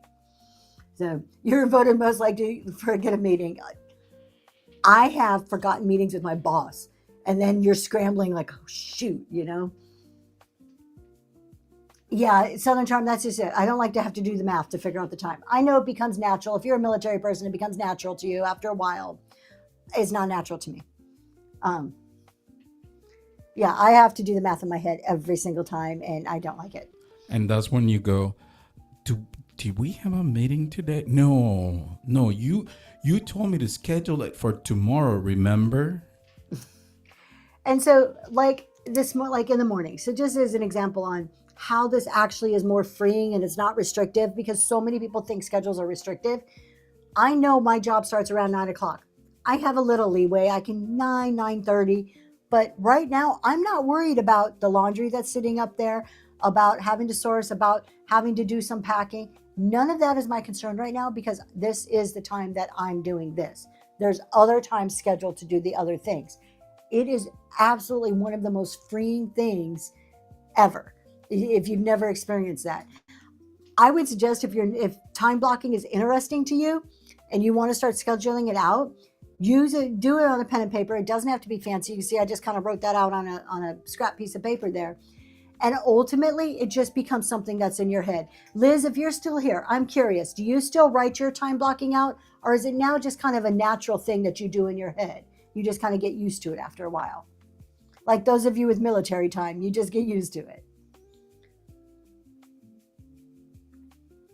I don't know if Liz is still here or not, but I know she does. She works in chunks of time too. Enjoy. What if you get lost in one of your, do you have to move around the other blocks? I do, but it also, I have alarms. So, okay, so alarms. So maybe not right now, but you have alarms that'll tell you. Perfect. I do get lost in them. This is just it. This is I just said something. It's a guide. It doesn't mean, my alarm went off. My time block is up for whatnot. I can't do whatnot anymore. Because there's days where, maybe it's a day off of work. I don't have to go to work my 9 to 5, so I can do whatever I want. Or maybe I have a little bit of flexibility and I need another 30 minutes. It's not like it's a dead set. Nobody's there with a ruler going to tap my hands if I don't do it right. It's up to you as a guide. So, but I do also use it as, okay, if I have this shipping time, if I'm supposed to be shipping and I choose to do something else, where else am I going to do my shipping? It allows me to quickly identify, okay, if tonight's supposed to be shipping and I choose not to do shipping and these packages still have to get out, where would I move that time to? Can I move it? Is it realistic to move it? Am I going to just stress myself out by piling too much into one day? If I spent the day with you, I'd have a breakdown. I don't know, Sassy. I am not a fly by the seat of my pants type person. I like structure and order. Yeah, there you go. It's a guidebook, not a rule book. It helps you guide. Does not mean, look, there's days when I woke up with a migraine and the whole schedule goes to hell. It ain't happening. I'm staying in bed. My head hurts. I'm not doing anything. But what it also allows me to do is to look easily when I feel better and say, okay, I missed this. How do I now make up for that? Where can I now put in these tasks that still need to get done without stressing about it? What it does for me is if I'm not following some type of a schedule or a routine like that, I just have all of the things in my head on replay over and over of every little thing I need to get done. And I start to feel it in my chest. I feel that anxiety. I feel like I'm overwhelmed. I'm never going to get it done. Whereas if I say, okay, I'm going to do this here, then I'm going to do this, and then I'm going to do this, and it will get done. I instantly relax with that. Let's go, Sassy. Let's go.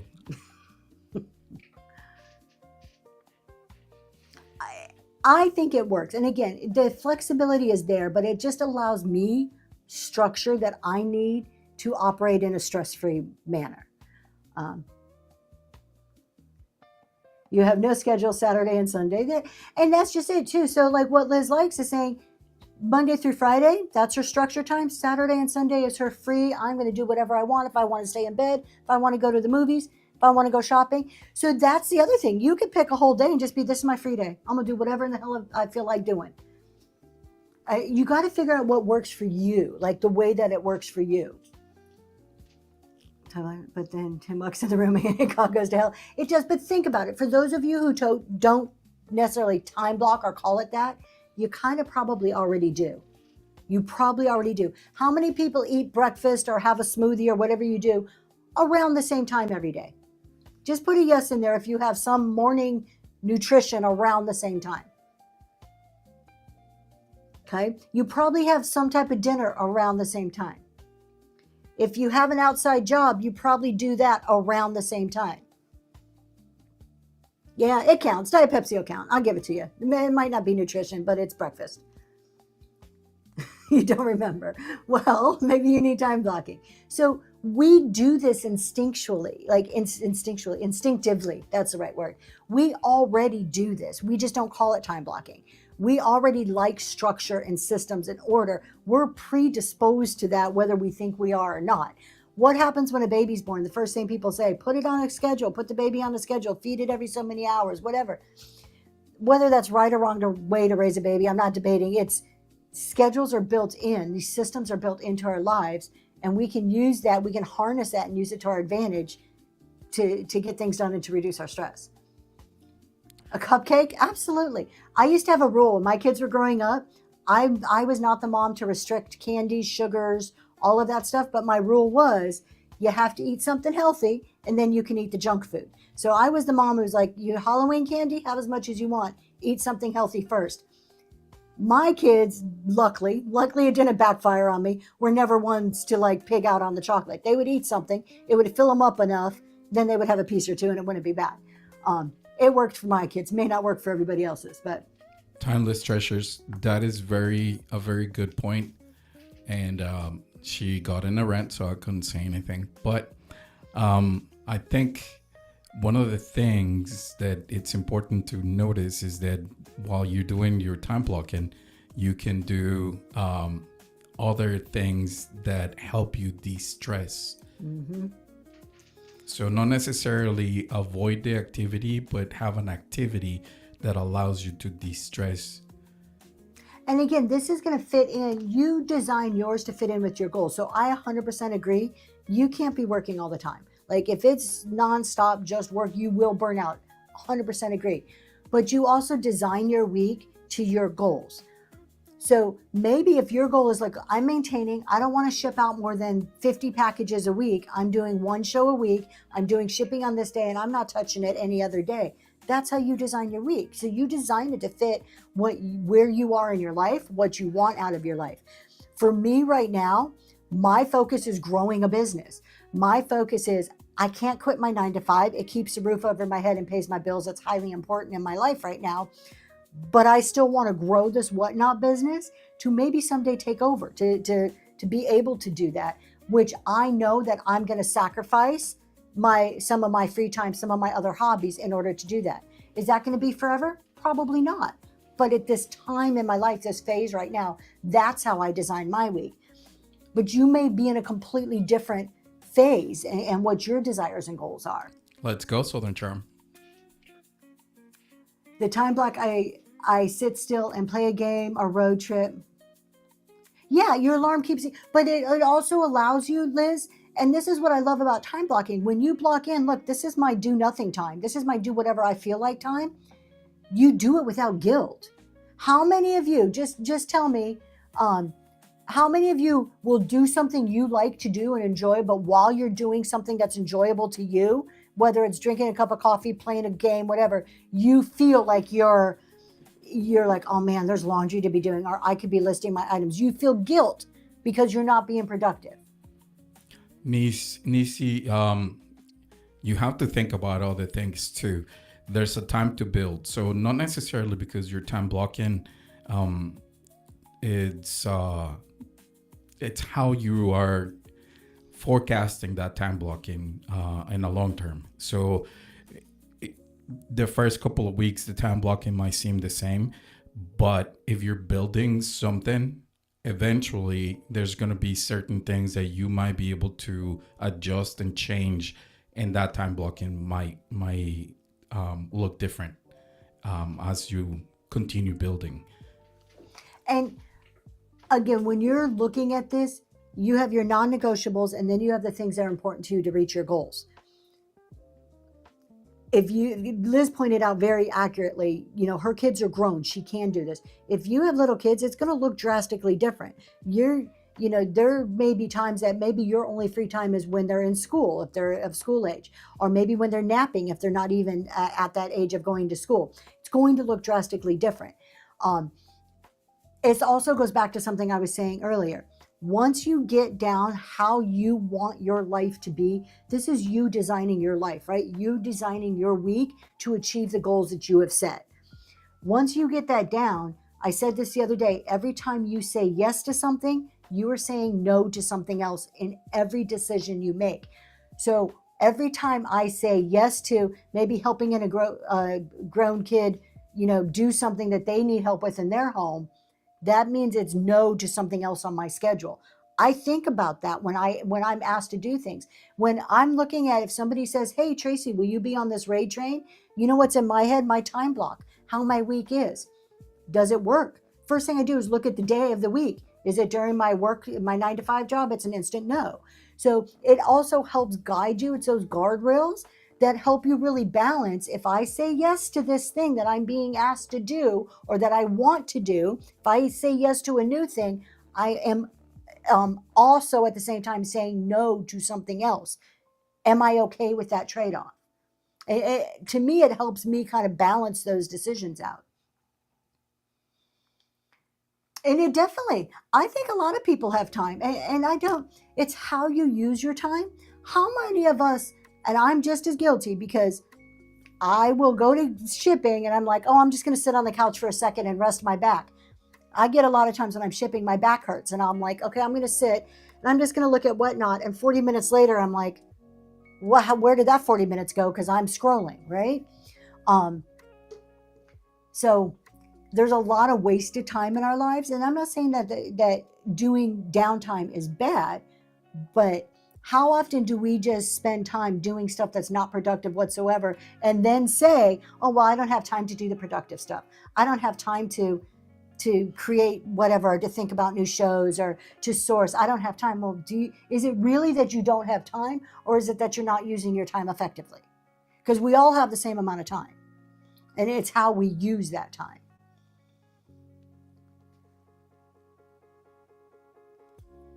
I need to learn to say no, even to my own kids. It is very difficult to say no. And it's difficult if we look at it in the context of Whatnot.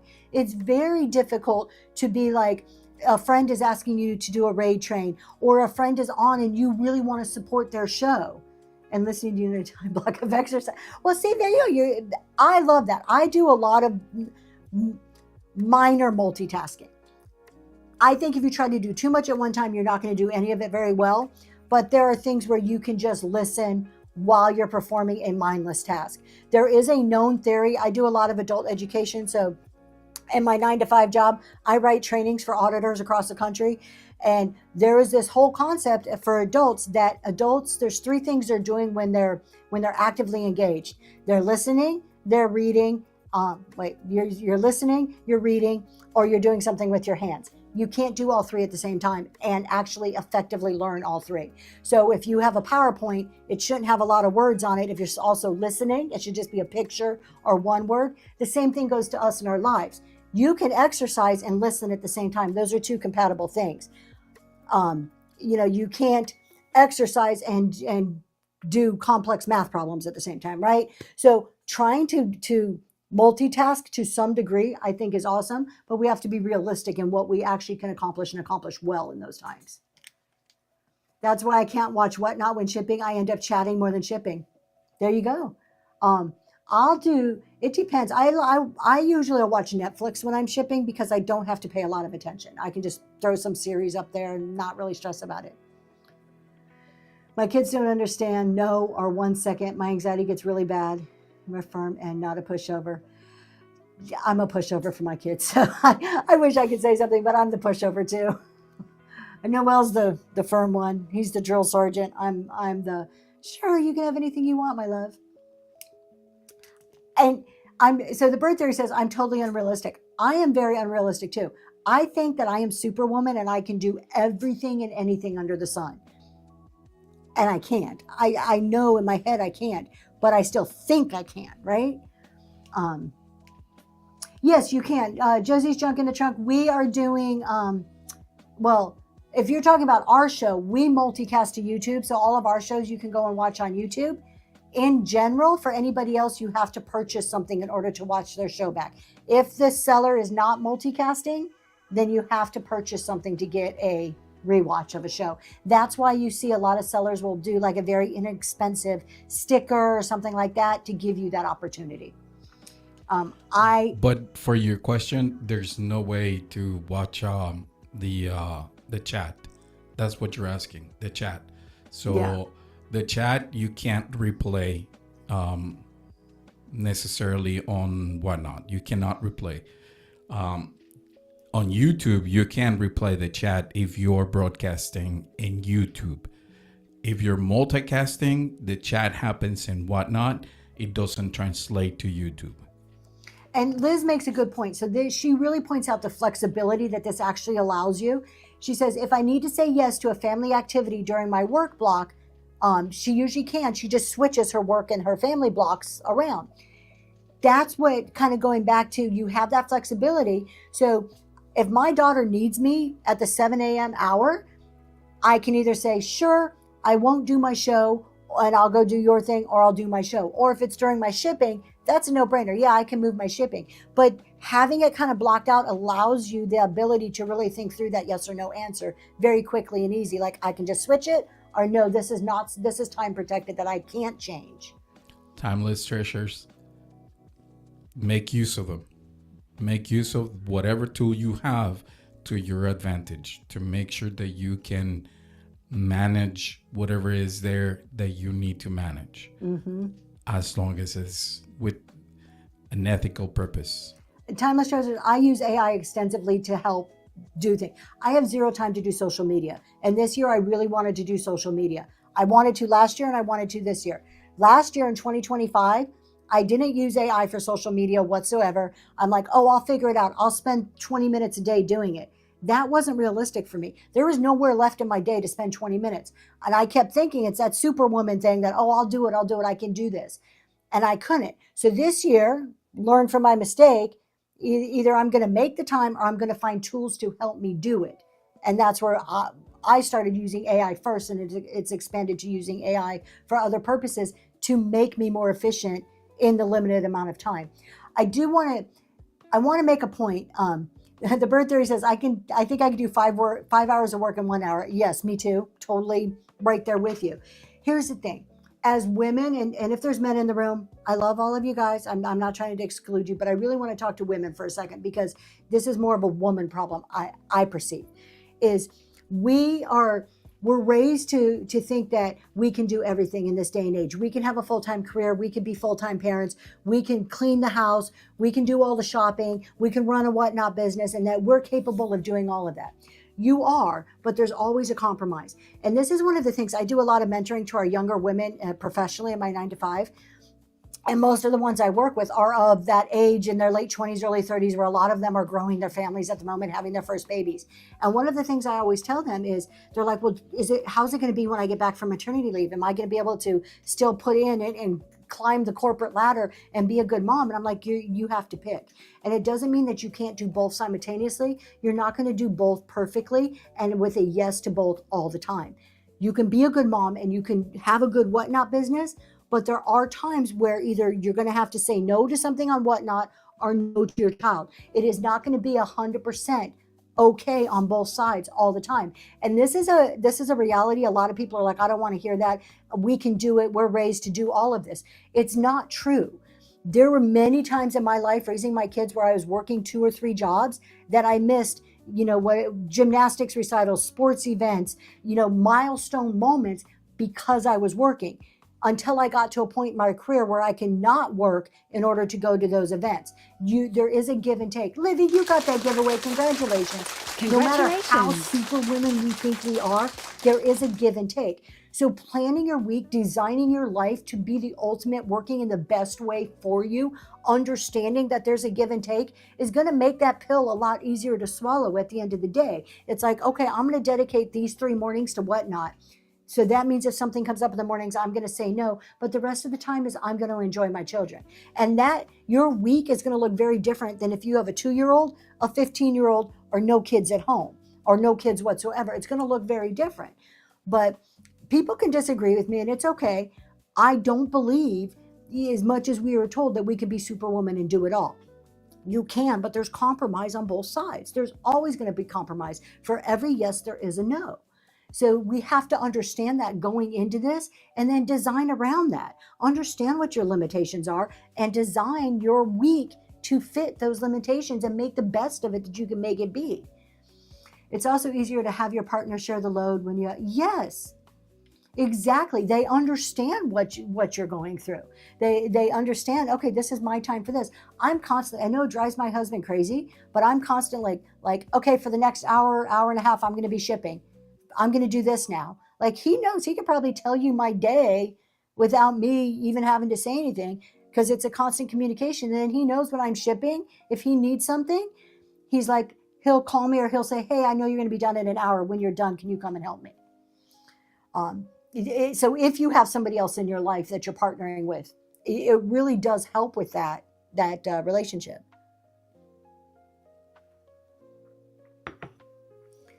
All right, we've talked a lot. Let's go ahead to go over to these pre-bids and address those before we move on.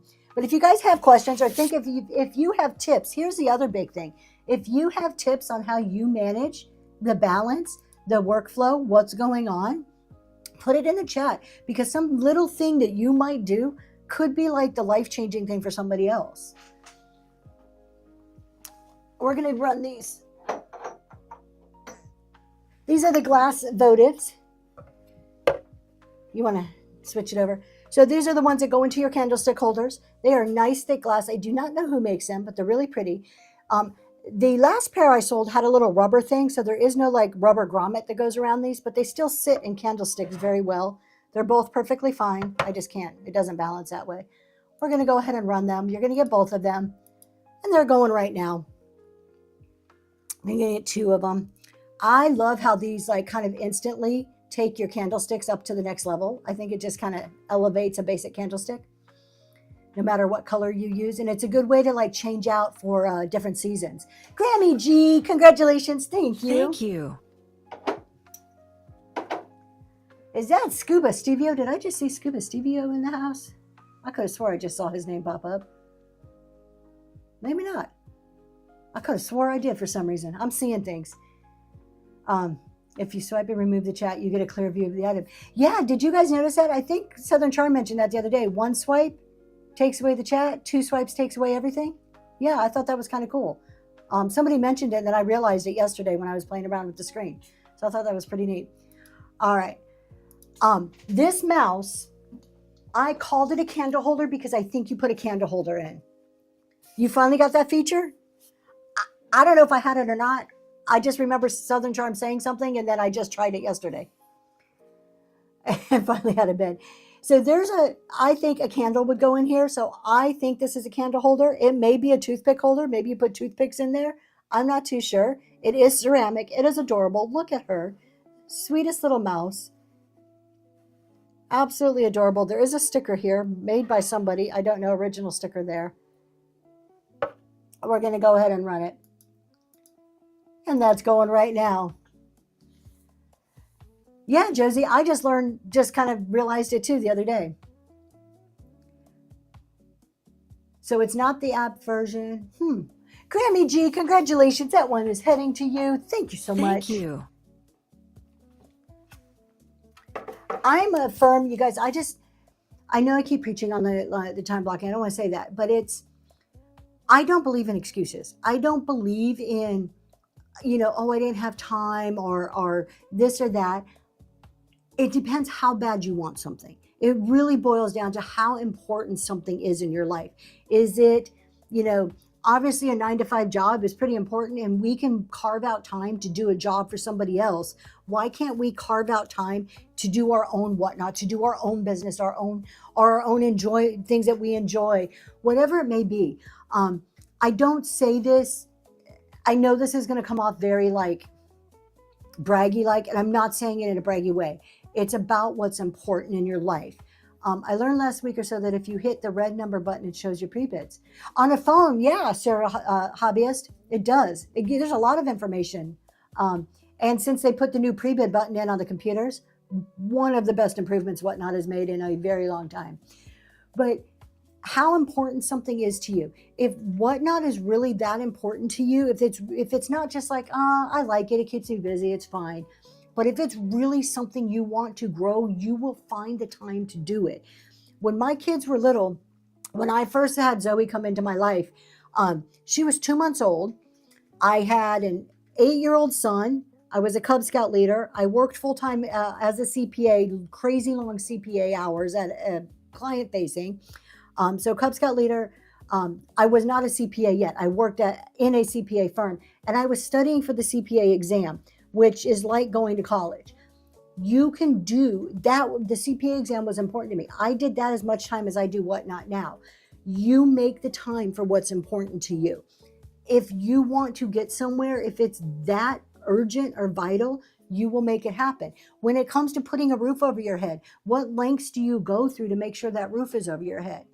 If you want this, I hear so much, I don't have time. I can't do this.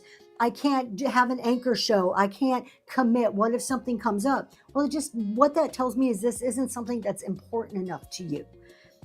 And that may sound very preachy and very rude or mean, and I don't mean it to sound that way, but it's the truth. It's how much do you want this? Because if it's something you want, you're going to go to great lengths to achieve whatever it is that you really, really want. So maybe you need to go back to your why. Why am I doing this? Is it that important to me? Do I want to do this? And you have to establish it. Everybody's going to look different. You got to establish that for yourself. And that's going to drive. That's going to then drive that consistency that you need for your shows. It's going to drive that commitment that you have. And then the discipline that goes with it. I want to win the lottery. Me too. Now, let's take it for example. I know you're being facetious there, but if you really wanted to win the lottery, if that was really your ultimate goal, if that was going to be the cream of the crop. Welcome in, Raiders. Grab your hats and step into Zoe's Treasures, where the relics aren't cursed. They are for sale. Boho Vintage, thank you so much for coming on in. My name's Tracy. This is Zoe's Treasures. We're actually towards the end. We are wrapping up, but we've been talking about just time blocking and getting things done. Boho Vintage, please put in the chat who you are, what you do, what you sell, when you're on, all the details so anybody who likes what they read can bookmark and follow you. Thank you so much, Jen McVintage. I appreciate that.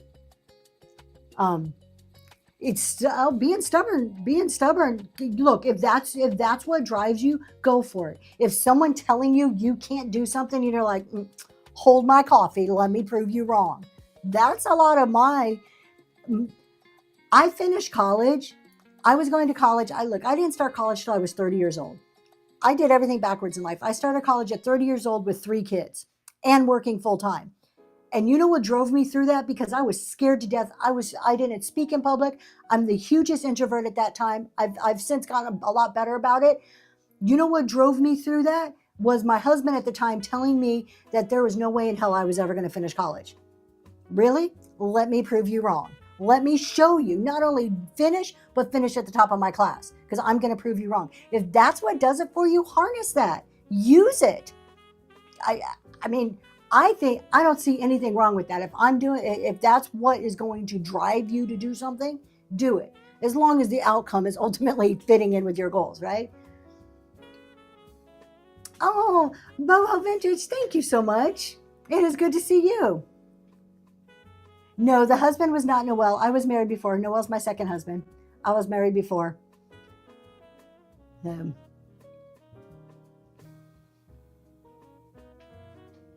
Your husband encourages you to do everything because he knows if he says no, I will do it. There you go. Now that's Noel at this point. He's my voice of reason because I do come up with some crazy ideas. He is the voice of reason, but he's also like, you're going to just do it. You're going to just do it anyway. So I might as well create you a graphic to go along with it. That's his point of view. I know. So with that, you guys, it is 9 o'clock. My whatnot time block is over. It is my 9 to 5 time block now. So we are going to move on, go find somebody to raid this morning. And y'all have a great week. What is today? Today's Wednesday. I am taking a break tomorrow. I have no show. I'll be back Friday morning, 7 a.m. We are talking about the metrics that matter and focusing in on the metrics that matter. He is good with the graphics. I am very blessed with that. And then Friday nights at Ray Train, Saturdays, the Glowy Glass Show. So check those out. And we will see you again soon. We're going to go see, let's go see Repurposed Relics. They're selling vintage decor. I like repurposed relics.